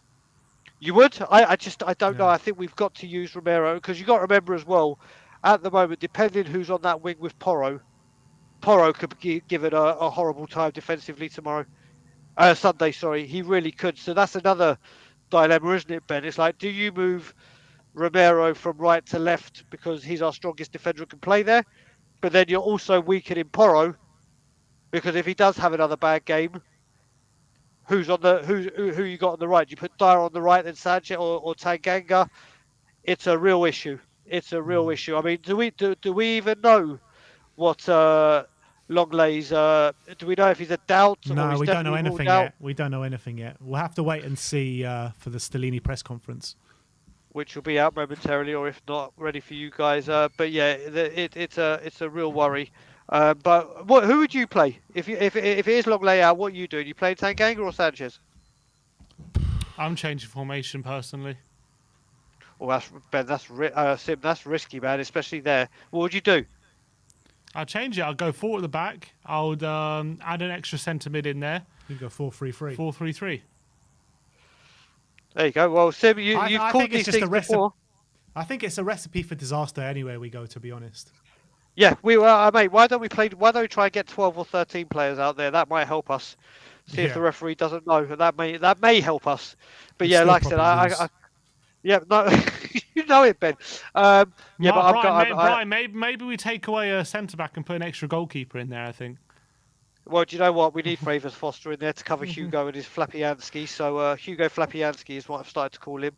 I would start I've been saying this for a while. I would start Foster over him. I really would. He scares the death out of me. But I'll let you get the other guests on and everyone else on. 3-1, boys. I will see you soon. Everyone in the chat, have a wonderful weekend. And as always, Levy out. Big up to you, Brian. We'll speak to you soon, my friend. Let's keep going and let's go to Raj. How you doing, Raj? Oh, hi. How you doing? I'm good, Nice. thanks. How are you, my friend? Yeah, I'm good. Good. Firstly, I always watch your shows. I'm quite new to this, so Welcome being to a the Spurs family, fan my friend. Yeah, been a Spurs fan since '82. So seen the Spurs go through the '80s, '90s, and up to now. Did you go to games? Are you in And, the UK? Yeah. I was at the Bournemouth game, the last one, and yeah, it was disappointing. So talk to me, Raj. Talk to me, Raj, about the resignation of Fabio Paratici today. What do you think what impact is that going to have on the football club? Well, I think they were just doing their due diligence, weren't they? Until it was inevitable, wasn't it? That he would go. But I don't really. He was the sporting director, but I always felt that he couldn't get him and Conte couldn't get the signings. Maybe I always felt maybe Daniel Levy was always getting involved. That was my impression. And I wasn't sure how much emphasis, as a sporting director, how much emphasis he was putting on the academy and everything. I mean, he did that interview a few weeks ago after Conte got the sack, and it was weird because he was talking about the coaches and he couldn't even know their names or anything. Yeah, it was really. He goes, that guy from the academy. Yeah, and it was like, it was sitting there as if it was like, it was the signing of Danjuma. It seemed as though he did that without Conte's. I don't think Conte wanted him. Yeah. And so I think there was a total misalignment. I think a total misalignment from Levy to Paratici to Conte, and unless they get managing director or a sporting director that can work with the management. I mean, you might as well just give that role to Daniel Levy, because he always gets involved. And if Levy is going to get be involved all the time, I mean, in the summer, if you remember, Levy was negotiating to sign Spence. Conte didn't want him. Paratici was in Italy. So it's a total misalignment. You know, the function of the whole setup just didn't work, did it? Yeah. I mean, No, they that's signed Spence. They signed Spence, and then they signed Danjuma, and these are players that Conte didn't want, and he didn't play them. And all the Spurs fans, why didn't he play them? Well, he didn't want them. So why are they bringing these players in? Yeah, no, it's So absolutely spot on, and I think you're right when you're saying, because Conte and Paratici should have had that alignment. They've worked together before, but it seemed as though that was a miss. But I guess, look, at least we've closed the chapter on Paratici, and we can look forward a bit now. Yes, absolutely. Well, yeah, it just depends which way they're gonna go. Who they're gonna get? They got that new guy. They just Scott employed Mann, yeah. that Scott Mann. See what he brings to the table. Whether he's gonna, whether he gets this sporting director or he becomes the man that works with the manager. We'll just have to wait and see on that one. Raj, tell us about this weekend, Newcastle away. Do you hold any hope that Spurs can go up there and get a result which can keep us in the top 4 race, or have you given up hope? I just have a bad feeling that we're just gonna, the way teams below us, Brighton, Liverpool are playing and crawling up to us. I just think the feeling I've got is we're just going to finish 7th or 8th, because there's no fight in the team, and there's no leadership in the team, and I can only see best we can get is a draw. I think I would say probably 2-1 to Newcastle. 2-1. 2-1. I mean, we take the lead and we invite pressure. We just don't have any.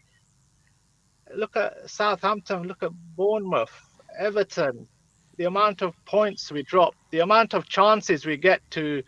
I mean, last week Newcastle lost 3-0, and I thought, I was at the game, you know, I was with my friends, and we thought, yeah, Newcastle drop points now. It's a good time playing Bournemouth, chance to get back into the top 4. You know, we've had 3 or 4 chances, and we just collapse.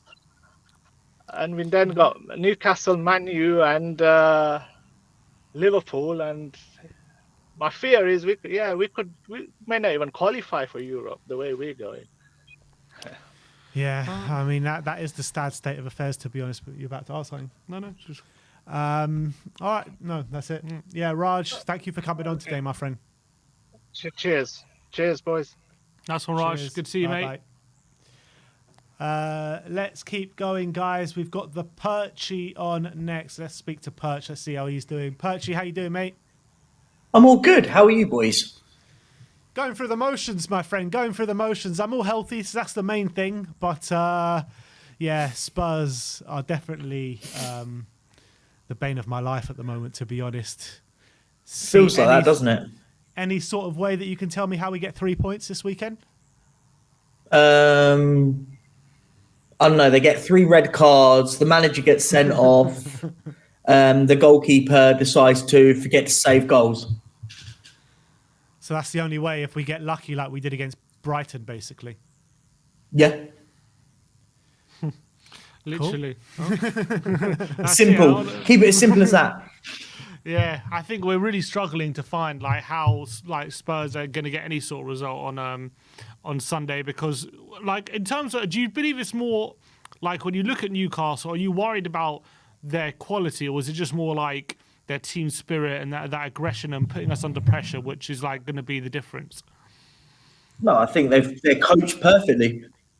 They've got players that aren't better than us, but have been coached to play better than us. I think it's a massive difference.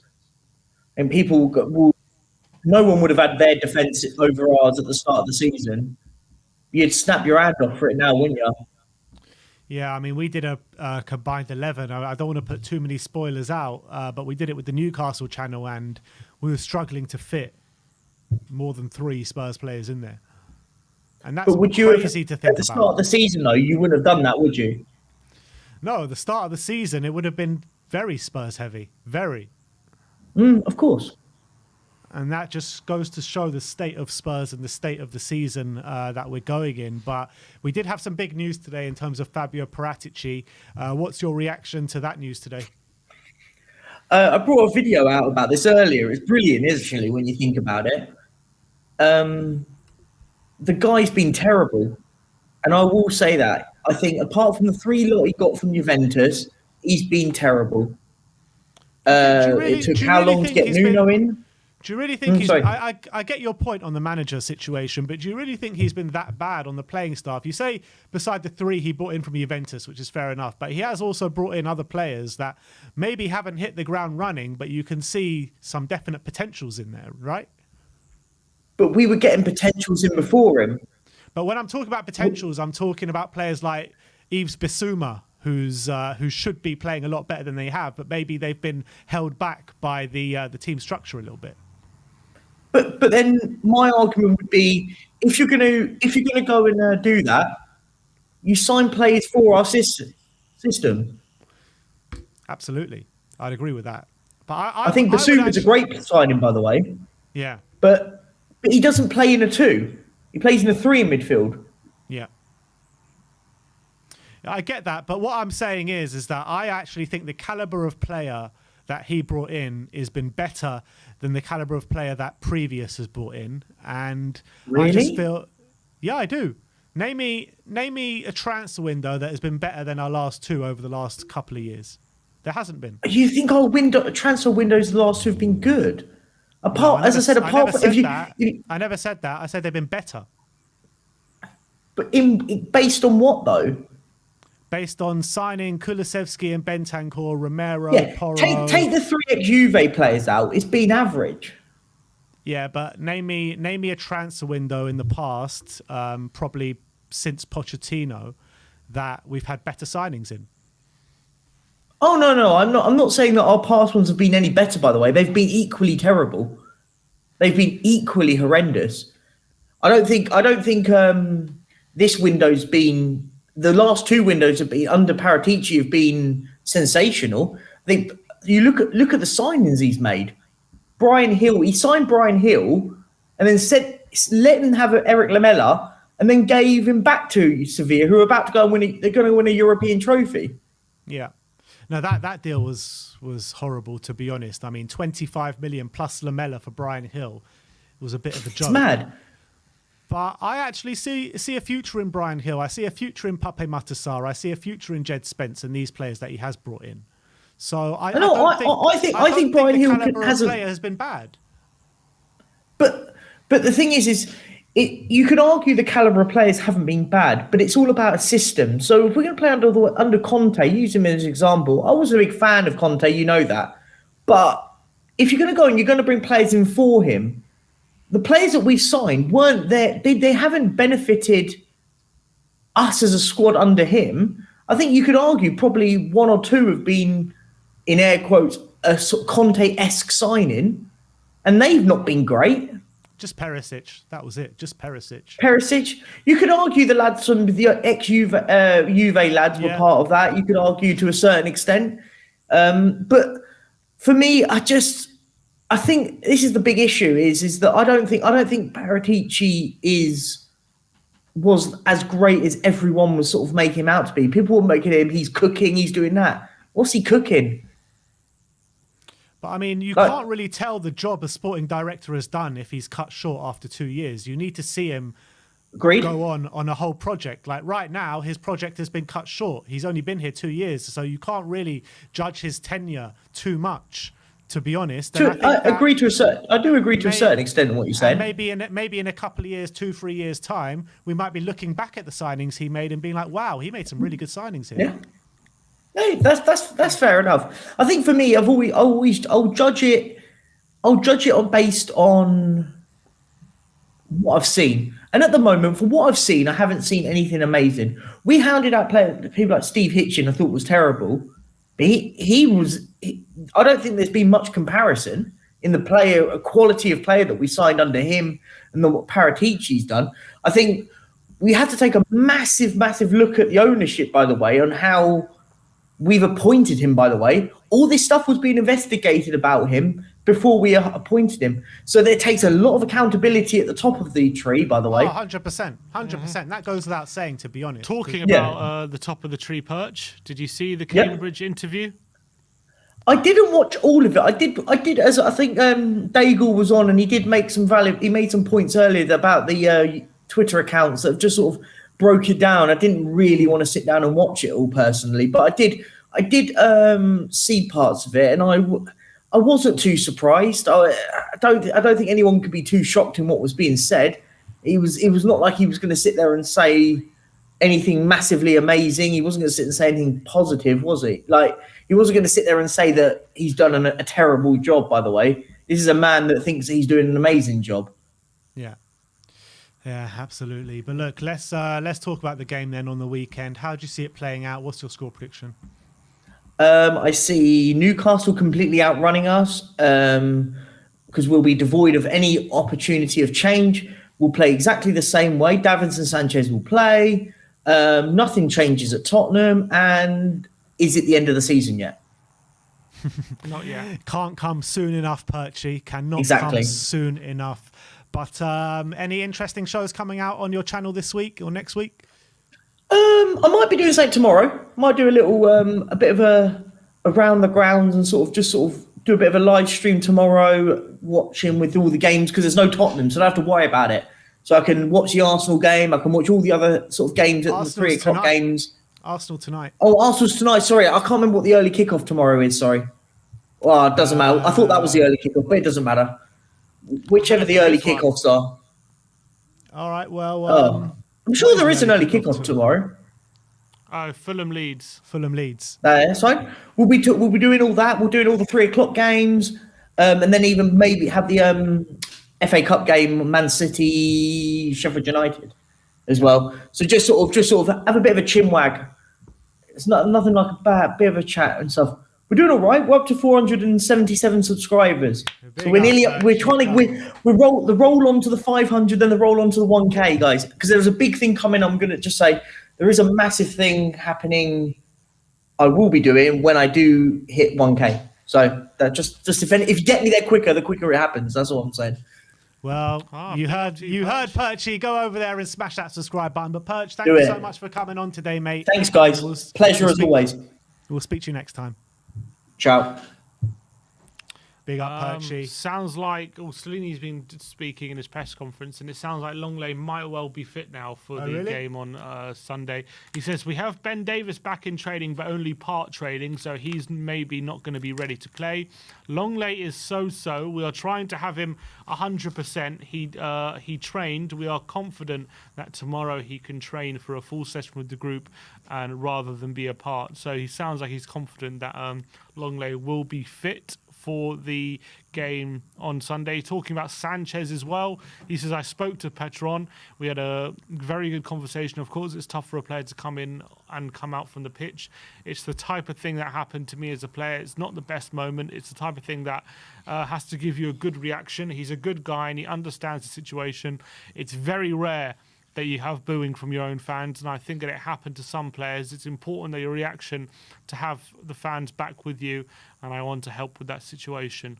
But sounds like Longley may well be fit for Sunday. If he's not fit and he doesn't get ready in time, it sounds like Sanchez might be given the nod. Does. All right, well, let's move on. I think it's the last caller of the day, and his name is KPV. You know who it is. KPV, how you doing, my friend? Oh, he's on mute. There you go. Hi, then, Carl. You all right? Yeah, I'm all good. Just wearing a grey jumper. Sim and I are matching today. Big up. I got the call that you're wearing a grey jumper. I was like, all right, I'm going to wear a grey jumper today. KPV, he's wearing it. He's wearing it because he's channeling his inner KPV. He wants to batter you at FIFA. Yeah,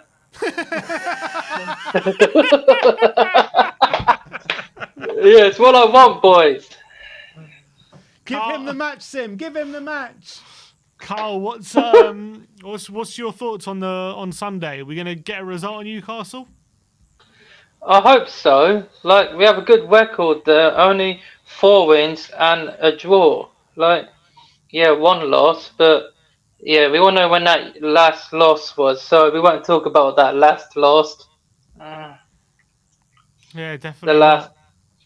Nah, but the last. No, I'm on about our last defeat to Newcastle. Oh yeah, don't want to talk about that. No, when we last lost at theirs. When was that? 5-1. Yeah, 2016. We should have won the league, but yeah, Mitrovic. Yeah, but no worries. But yeah, hopefully we can get a win Sunday.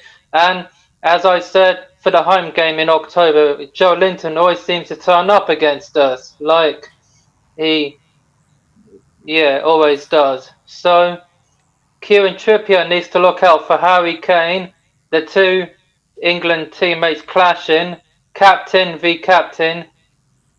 So we can get a win Sunday, I hope. But I've given up making predictions for this season, and I'm taking the Gary Lineker route once again, and as I always do. And you'll ask for my predictions in June, mate, because the fixtures get announced anyway. So you can ask for my predictions then, mate. But KPV, for the rest before we let you go, if you were to make a prediction, what would that prediction be for the weekend? Oh, God, you asked me that last week, and I got that wrong. I'm sorry, people. 6-1 Newcastle. 6-1 Newcastle. You predicted us to lose, as you'll predict the Prem. So, yeah, 6-1 Newcastle. Sorry. Yeah, I know we're going to get battered by them. We've already done that already. But the double over, they haven't done the double over since that season. So, but hope I'm wrong. But, you know, Kane always seems to turn up against Newcastle and score.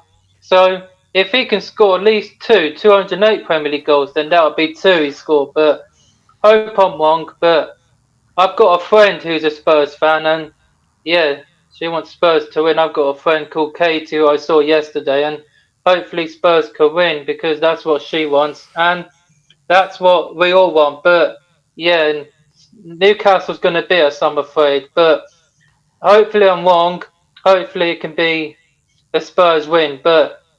And yeah, so sorry people, but 6-1 Newcastle is my prediction. But then we've got Man U on Thursday, and it seems Rashford is back. So, but anyway, this game and then Man U and then Liverpool. So, which game we're going to win? Hopefully it'll be Man U game then. But yeah, I'm giving up top 4, man. I'd rather just take Europa League and win it than get back in the big competition. So anyway, oh yeah, Brains is in the back. Big up, Brains. Big up. Spoiler alert. Anyway, I can't talk too long because I've got some things I need to do today. But I'll see you all next week. And as always, Levy out. Big up, everyone. Sim, give me the match, mate. After the game, or next. We'll see. Anyway, I'm off. And as always, Levy out. Ben and Sim and Brains, everyone in. Ciao, peace. that was KPV. Carl. The whirlwind that is Carl Patrick Vineyard. But as he did mention, we do have another caller that's come in at the final hour, and he goes by the name of Brains McLeod. So we're just getting him on in a second. And let's speak to him. Brains, how you doing, my friend? Not bad. What's cracking? What's cracking? Nice little spoiler alert shout out there for KPV. I was planning a planning a surprise entrance. I was going to come on wearing Ashmatic's face and start getting great friends, but whatever. Thanks, KPB. Talk to me about Fabio Talk to me. Paratici. Talk to me about Talk Fabio to me. Paratici. What was your initial reaction to the news? What shambles. What a long time to just wait for the inevitable. It's like watching really obvious 80s porn, and like you're just waiting for that moment just to happen. It's like, come on, we all know it's the janitor. The janitor's gonna bang her out. Come on, like, we know what's gonna happen. And then just at the end, they're gonna cut it away, and you're not gonna see the money shot. We all know what's gonna happen. So we knew he was gonna go. It's just like, just get him out. Just get him out and move on. It was always dodgy because I remember this I swear the Athletic did a thing where they were like, it was a what's going on at Juventus video, and it was before the whole thing went real bad, but it was kind of like it was suggesting that everyone at Juventus was going to be screwed, and then I'm pretty sure they did a timeline, and all of that was basically it was before, like, it was kind of public knowledge that they were under investigation, and that was before that we got them in. So it was just always a bit dodge, We've always had this feeling like, oh wait, like, does that mean that Kulusevski deals and Romero deals, are they going to be in the dump now? Are we all going to be mudded because of this? So yeah, so I think it's a bit of a relief. Brains, let's get real. We're all mudded anyway. Speak for yourself, mud boy. You're in the mud, Brains, just as everyone else is. You know what? It's all. Oh, he Brains is in the mud. Now he really is in the mud. Oh, he's back. He's back. Oh no, did I blank out there? My computer's in the mud. There's mud dripping from the walls.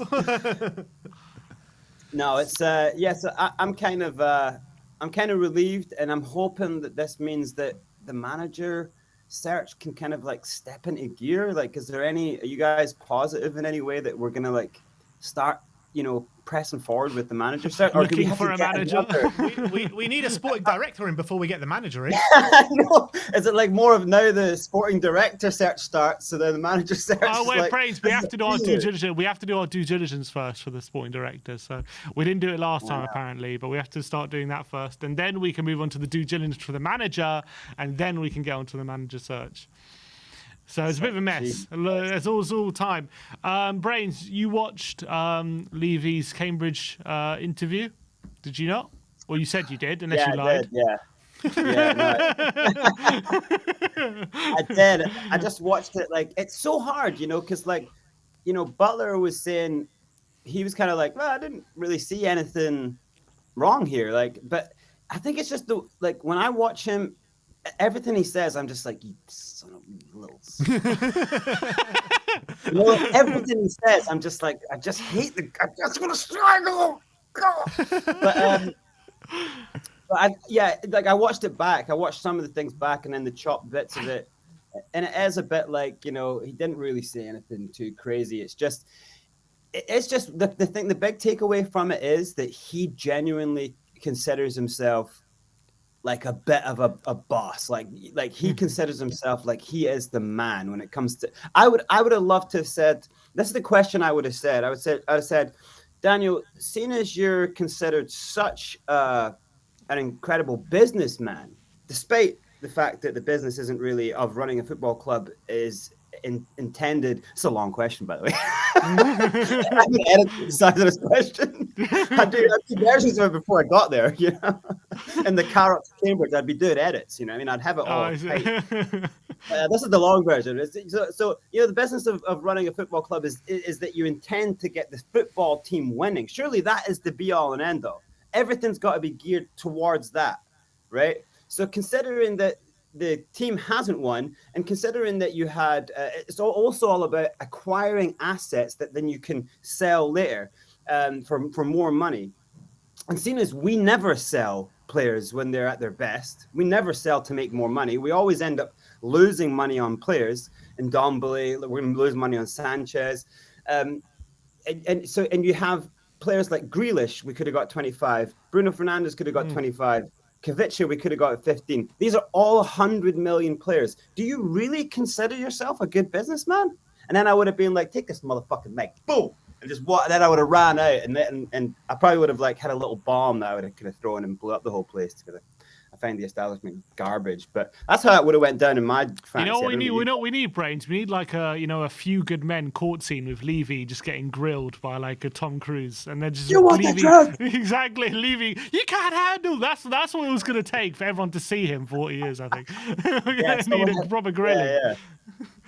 Someone has to like wrap him up in some sort of mental gymnastics. But exactly. I would love to, if we could turn Butler into actually, finally coming out and pulling his mask off and revealing that he is actually a Levy outer.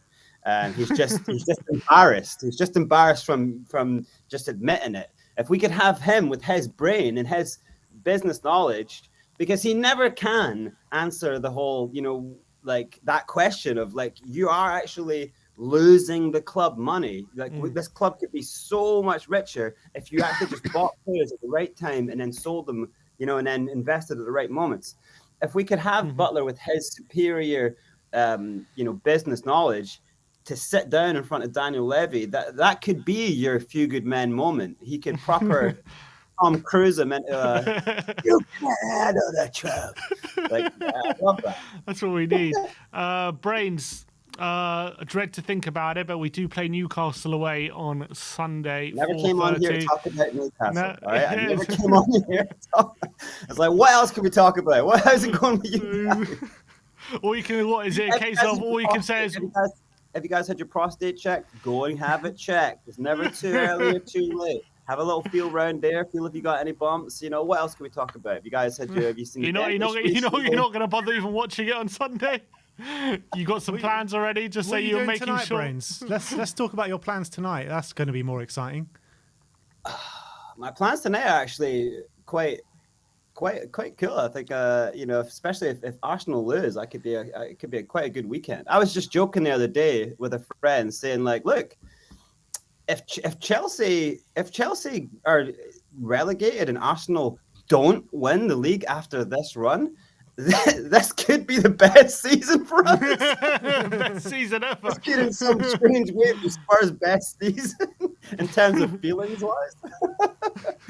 So now, yeah. So I'll watch the game. I'll watch the game and I'll try. I probably won't be as explosively. I think my girlfriend might be around, so I probably won't be as explosively, verbose with the vernacular. I'll probably try to keep it down. I'll probably just hit up the group and just spam the group and try and mud everyone. But no, the thing is, I think, and I know Butler's watching with the receipts, ready to hand out those receipts. But I think we do have this Spursy element, and I think we should be looking and looking at that with some hope.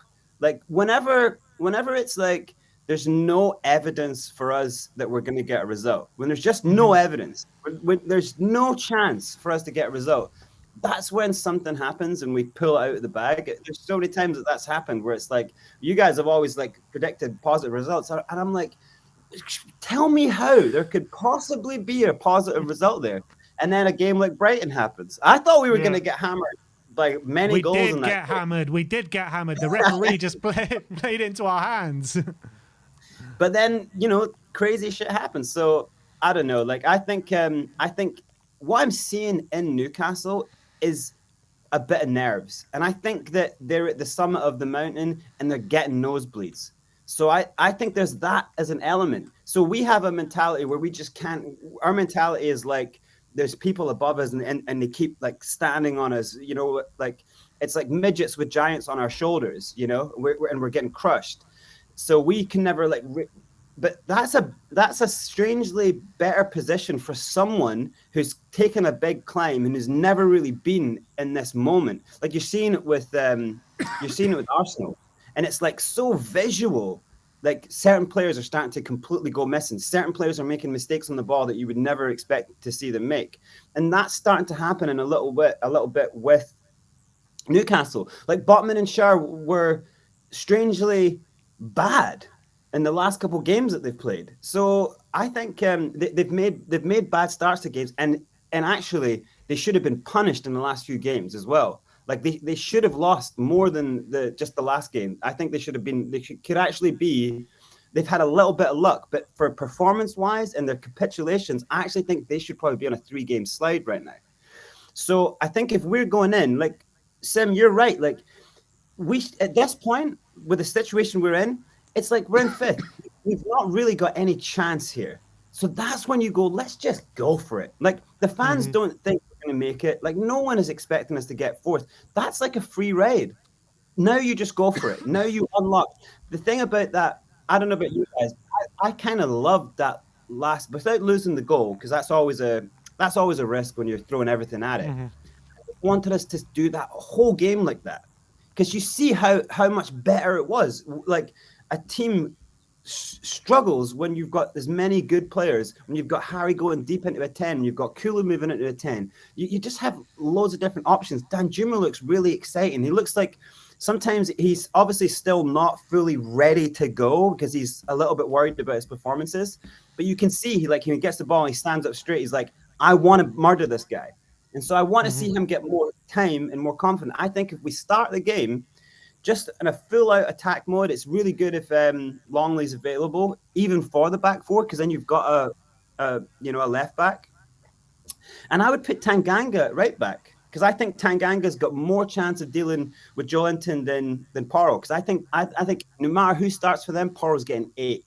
I think Porro, he's dead food against Newcastle. So I'm a little bit worried about him. I don't even in the attack. I don't see that if we were going full attack, I don't see Porro's use. Other than a good cross here and there, I don't really see his use as much as if you had Kulu and Danjuma.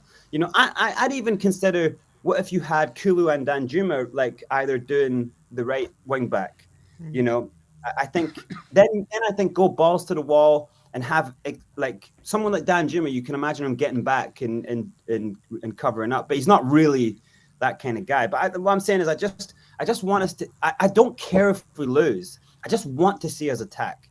I do not care if we lose, but I want to see us put something in. If we go 4-3-3 and you don't have to throw on all the attackers, then put Sarr on. And let's squash out. Let's go man for man in the midfield. I think you need a Sarr or a Højbjerg man marking Guimaraes. I think you need Skip being. I think Skip can actually do some advanced works and push up, because he's been sometimes in the last few games he's been our only guy really trying to stretch the pitch and go for big runs. So there is some. That last game was so weird because there was some good things that were quite clearly there. It was weird. It was like, if we had this kind of understanding of how to play the attacking game, if you had a coach who was like, he should have been going, wow, okay, we can work with this. But I just kind of feel like that the goal that we conceded at the end, I kind of think that probably made him go, see, this is what happens. And it's like even though we knew we were so close to scoring the winner as well a minute before, like it very nearly worked what he did, which I was happy about, because that's what we've been complaining about. Conte never changing it, Stellini never changing it, and we for once changed it. And I actually did think it worked in general. We should have probably won the game in the end, but then I think you're right. I think that last goal will make him think like, this is what happens when you leave the door open, and we have to go back to doing what we were doing earlier in the game. Yeah. And that's what I worry about, that he's now just going to go like, look, maybe I need to try and get a draw here, or let's go back to, because obviously it's not, we obviously want to just see attack, and they are an attacking team, but an attacking team that hasn't been playing attacking football. There's all the drills, the transitions. If they haven't been in the system and working on it, it's a little bit harder to go into a game and just go for a whole game, like understanding how to sit and make the transitions work when you're gassing, control the momentum. It's very different when you're used to doing that as a back 3 or 5 to now we're 4, now actually we need to control the ball in midfield and we need to attack like regular. And then when we lose the ball, we have to press high. You know, like you have to, the defense have to be confident enough to take a high line. You know, and if they're not going to take a high line, the game's going to be stretched. Then you have to figure out which attacking players are going to drop in. You know, so it's complicated. And I think Stellini will just think we don't have the time to drill and get it down how we're going to play a fully attacking game. You know, I think everyone in the team worries about their gas tanks and you can see, like, score a goal, you can almost see across the players this kind of thank God we scored a goal, instead of like, we've just hurt the opponent, they're a wounded animal, let's go and kill them. They don't think like that. They go, oh, thank God we've scored. All right, the fans can just get off our backs for a few seconds. And that's the horrible mentality that makes it hard. But like, I think if you go for a half, go killer for the first half, try get that goal or 2 goals, and then go like, you know, then try like sit and catch them on the break and get a third. But I think I do see it as a bit of an opportunity, being fifth. You know, you're not expected. Why not just go for it then? Why not throw a Hail Mary in? Like, why not? Why not start Kane? Why not? You know? Well, having said that, all the exciting things Spurs could bring to the table and all the frailties that Newcastle are showing at the moment, what's your score prediction? 7-1 Newcastle. Knew it. Wouldn't be the first time we've lost 7-1 to Newcastle, No, would it it? wouldn't. No, I remember that. Ian Walker picking out the net one by one, and just laughing harder every time he picked out those balls. Do you remember that, Brains? I do remember that fucking middle curtain kind of. No, it wasn't his fault. That was just a dreadful day. But like, actually, genuinely, I don't think it's going to be as bad as we think, because I do think there's some frailties happening with them. I think they will. So just 6-1 then. Yeah. No, I genuinely think it could be a tight game, and they might snatch it 2-1, but I also think there's a chance where we might snatch a 2-1 or a 1-0 as well. I think they'll have so many chances, and I think they'll miss easy. I think they'll just panic a little bit. But I'm thinking about Isaac. He's not really that kind of player, is he? He doesn't really panic. So maybe Wilson will. Thinking which one of them could miss like a. You're arguing against yourself, Brace. Just say what you really feel, man. You know. Yeah, it's going to be a tough game, but it is one of those that I think, like, it's just normally when we all think that we're going to get absolutely murdered, something different happens. So I'm hoping that's like reverse psychology here. I'm praying that you know, that everyone's absolutely muddied and I can be the one handing out receipts. I'm going to go for a Spurs win. Oh no! And then I'll just be the one guy completely with buckets of like mud just hitting me like for a whole afternoon. You got that umbrella, and you have that umbrella on top. You're avoiding it. Big up, Brains. Thanks for coming on today, my friend, and we'll speak to you next time. Guess who's in the back? Guess who's in the back end? Is it Butler? Is it Muddler? I'm not going to spoil it. I'm not going to spoil it, but whoever it is, he's got to bend down, and like you got to do like a guessing game of like, who is it? You got to slowly come up. Tonight, Matthew, I will be Sean Butler. With a little hat on, a little calculator, like, oh, look at my friend Boobless. Levy wins. All right, I'm out here. Big up, Brains. We'll speak to you next time. Peace out. Cool. Who do we have on next? Who is the surprise guest? Of course, Mr. Ashmatic. Just going to pop off 1 sec. Seems popping off for 1 sec as we just line up Ashmatic. Big up to everyone. While we're waiting, by the way, why not just go and scroll down, smash that like button, smash that subscriber button, all the way to 3 points this weekend against Newcastle. But without further ado, let's bring on Ashmatic. Ash, yo, what's going on? Someone's already described you in the comments as the GOAT. What's going on? Please, God, I big up Ben Beamer, you know, man, like Ben Abrama, Ben in the house. Simmers off to the bathroom. I see you, man. Simeone, the GOAT. I won't go that far, man. Call me the Lamb. Sacrifice. But That's talk how to I me, feel with Ash. Spurs at the moment. Yeah, well, Oh, you know, where do we begin? Like every day is drama. Just give us one day. Just like give us a day off. Give us a day off. If it's not You my no man, days off, man. damn. No days off. Look, you're a If it personal ain't trainer. my You man- should know that too well. No days For real. off. For real. If it isn't my man, like driving into having car crashes, like if it isn't someone like losing their job, like come on, like just allow it, man. Just be easy. We're just trying to find a manager and kick some ball, man. It's not that much. It's not that deep. Yeah, what are you feeling about the Paratici situation then? I mean, he resigned today. Do you feel like it should have happened a long time ago, or do you reckon it was the right time for it to happen today? My brother, it was a mess.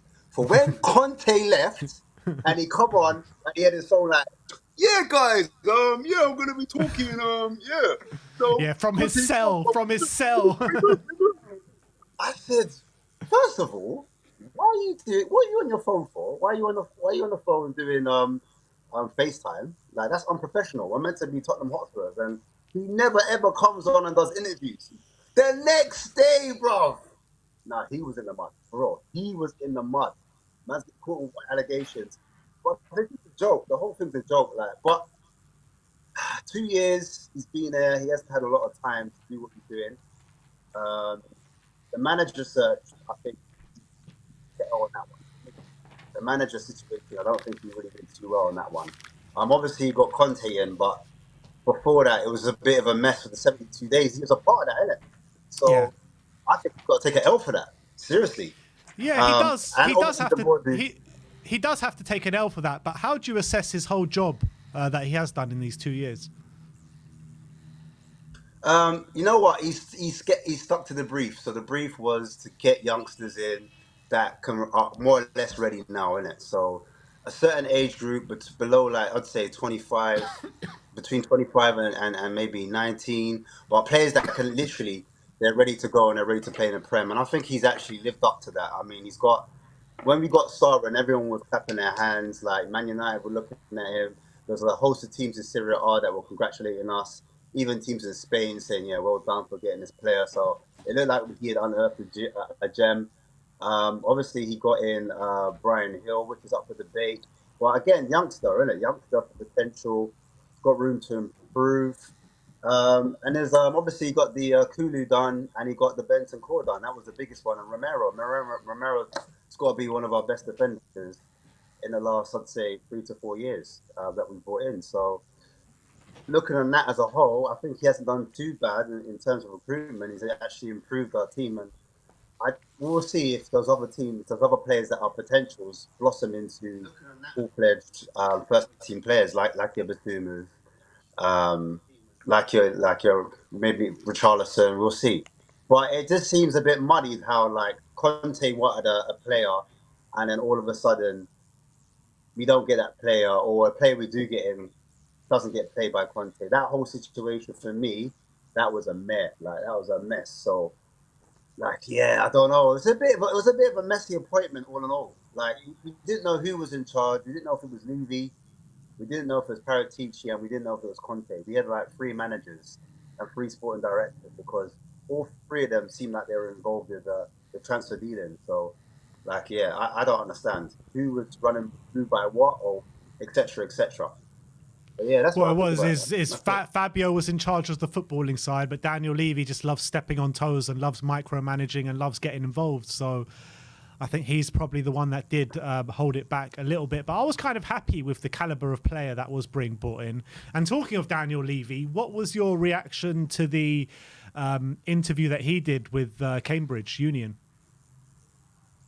Yeah, so well, I reckon I'm a bit of a conspiracy theorist, yeah. So I reckon, yeah. Hear me out. My theory is that he had some of those questions before he stepped on. So he would have been prepped to give nice, slick answers like the ones he gave. So I think he had a little bit. It wasn't all like, oh, I didn't know that was coming. You know what I mean? I reckon that he had a few questions come to him, and then he was able to answer. And I think it was a PR job, personally, because I think with all the mess that's going on right now, what better time to go and speak to in front of cameras, in front of people, and do a live audience? Like, when was the last time you seen Levy in front of an audience? Never. That's when. Never.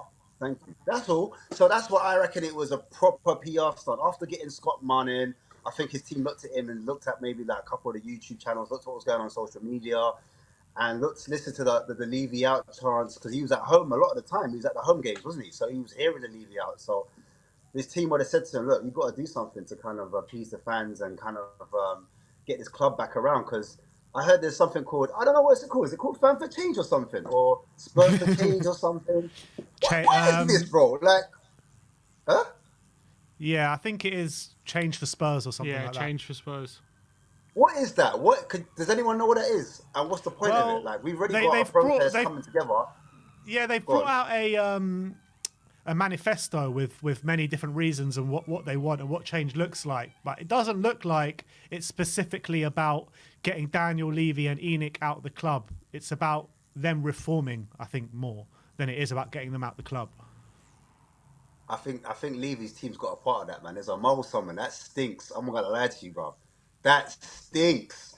Why not join the thing that's there already? Why not get behind there or offer suggestions and say, you know, that's what they're offering. They're offering changes of what ENIC can do differently, not necessarily. I mean, one of the suggestions is Levy stepping away from everything to do with football, kind of thing. So you have to read the manifesto, I guess. But I don't think they don't seem to be fans of ENIC. They come from a place of being Levy and ENIC out. That's where they come from. But I think that they're realistic, I guess. They want to be They want to be realistic, and I don't think they think it's possible to push Daniel Levy out or ENIC out completely. Yeah, but I hear all of that. I hear that, but there's already a movement already. Why not join on to that movement? I don't understand. There's already because that movement that's already existing is the sole aim is to get ENIC and Daniel Levy out of this club, nothing else. Well, they just said that they want them out. I don't understand. I thought They want them out. They want them out in an ideal world, but they're realistic about getting them out. They understand that it's not going to be easy, so they'd rather try and offer suggestions what they can change rather than have a blanket. They'll want them out and that's it. The thing is, look, I get it. Like, Levy's here forever. I agree. Like, do you know what I'm saying? But Levy's already come up with that suggestion. He's already said, "Right, I've got Scott Munn. I'm stepping back." We know he's not stepping back. We know he's not stepping back. When has he ever stepped back? In the last 10 years, when AVB was there, was he stepping back? When Martin Yole was there, was he stepping back? The time to step back was when Paratici came through the door. That was the time to step back. That's when we all heard he was stepping back, but we never heard him stepping back. This is what I'm saying. So them men are getting tricked again. I can't believe it. So they're like, "Oh yeah, we want for change," and like, "All right, cool. Let's do this." So Levy's less involved, and now Levy's like, "Yeah, you're right. I'm gonna get less involved. I'm gonna be behind the scenes pulling the strings." Do you know what I'm saying? I'm not sure, Ash. I'm not sure if Scott. I'm not sure if just solely bringing Scott Munn on board is what they mean by representing change. I mean, I think it's going to take a lot more than that.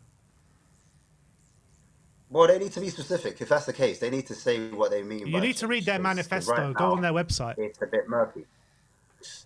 Boy, all right, cool. But even still, there should be like a spokesperson, a social media person that kind of gets it out to the fans, because not many of us fans know what that change is. That's all. Yeah. That's all. No, but I completely agree with what you're saying in terms of there needs to be one big group where we all come together and have the same message. That's the key point. Because if there's loads of different groups, all with different messages, it's all just going to get lost and there's not going to be enough people coming together. But I get that's 100% That's right. What I mean.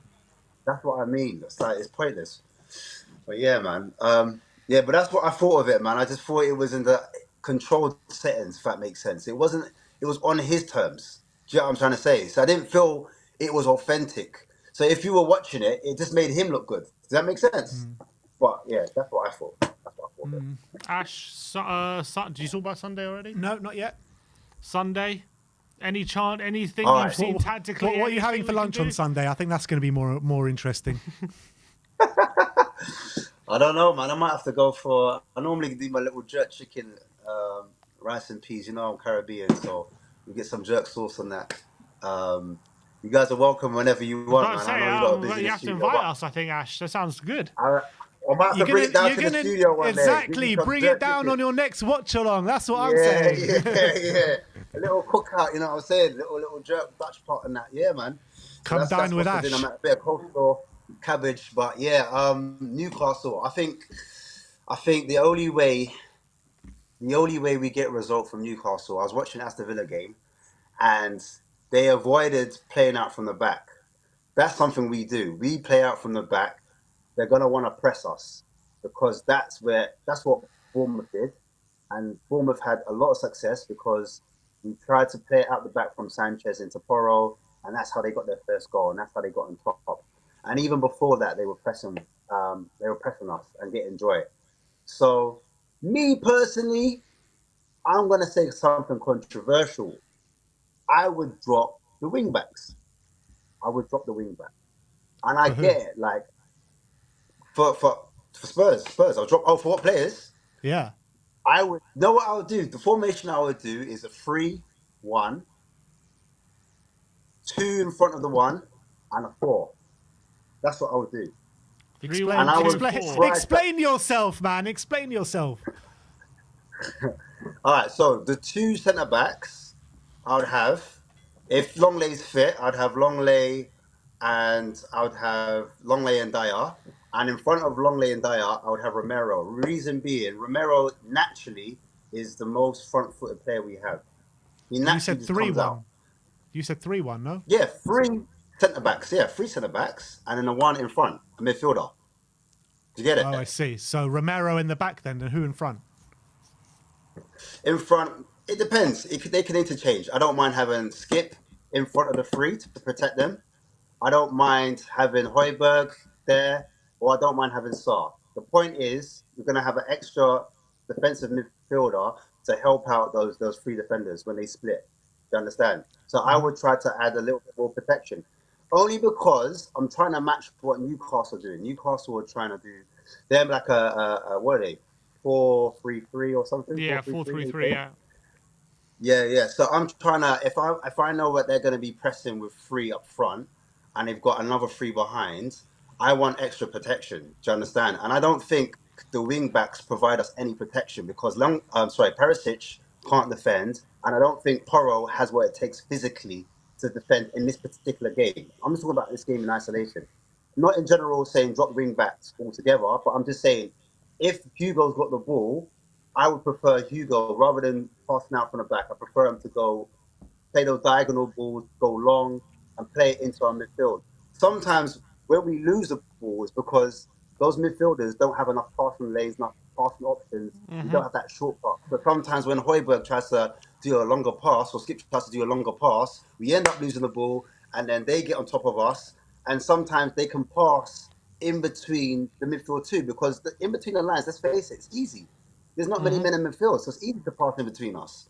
And that's the reason why we're conceding so many shots and so many goals. Like in this formation, this current formation, we're not defensively solid. So it doesn't make sense playing a back 5 when we're conceding so much goals and so much chances.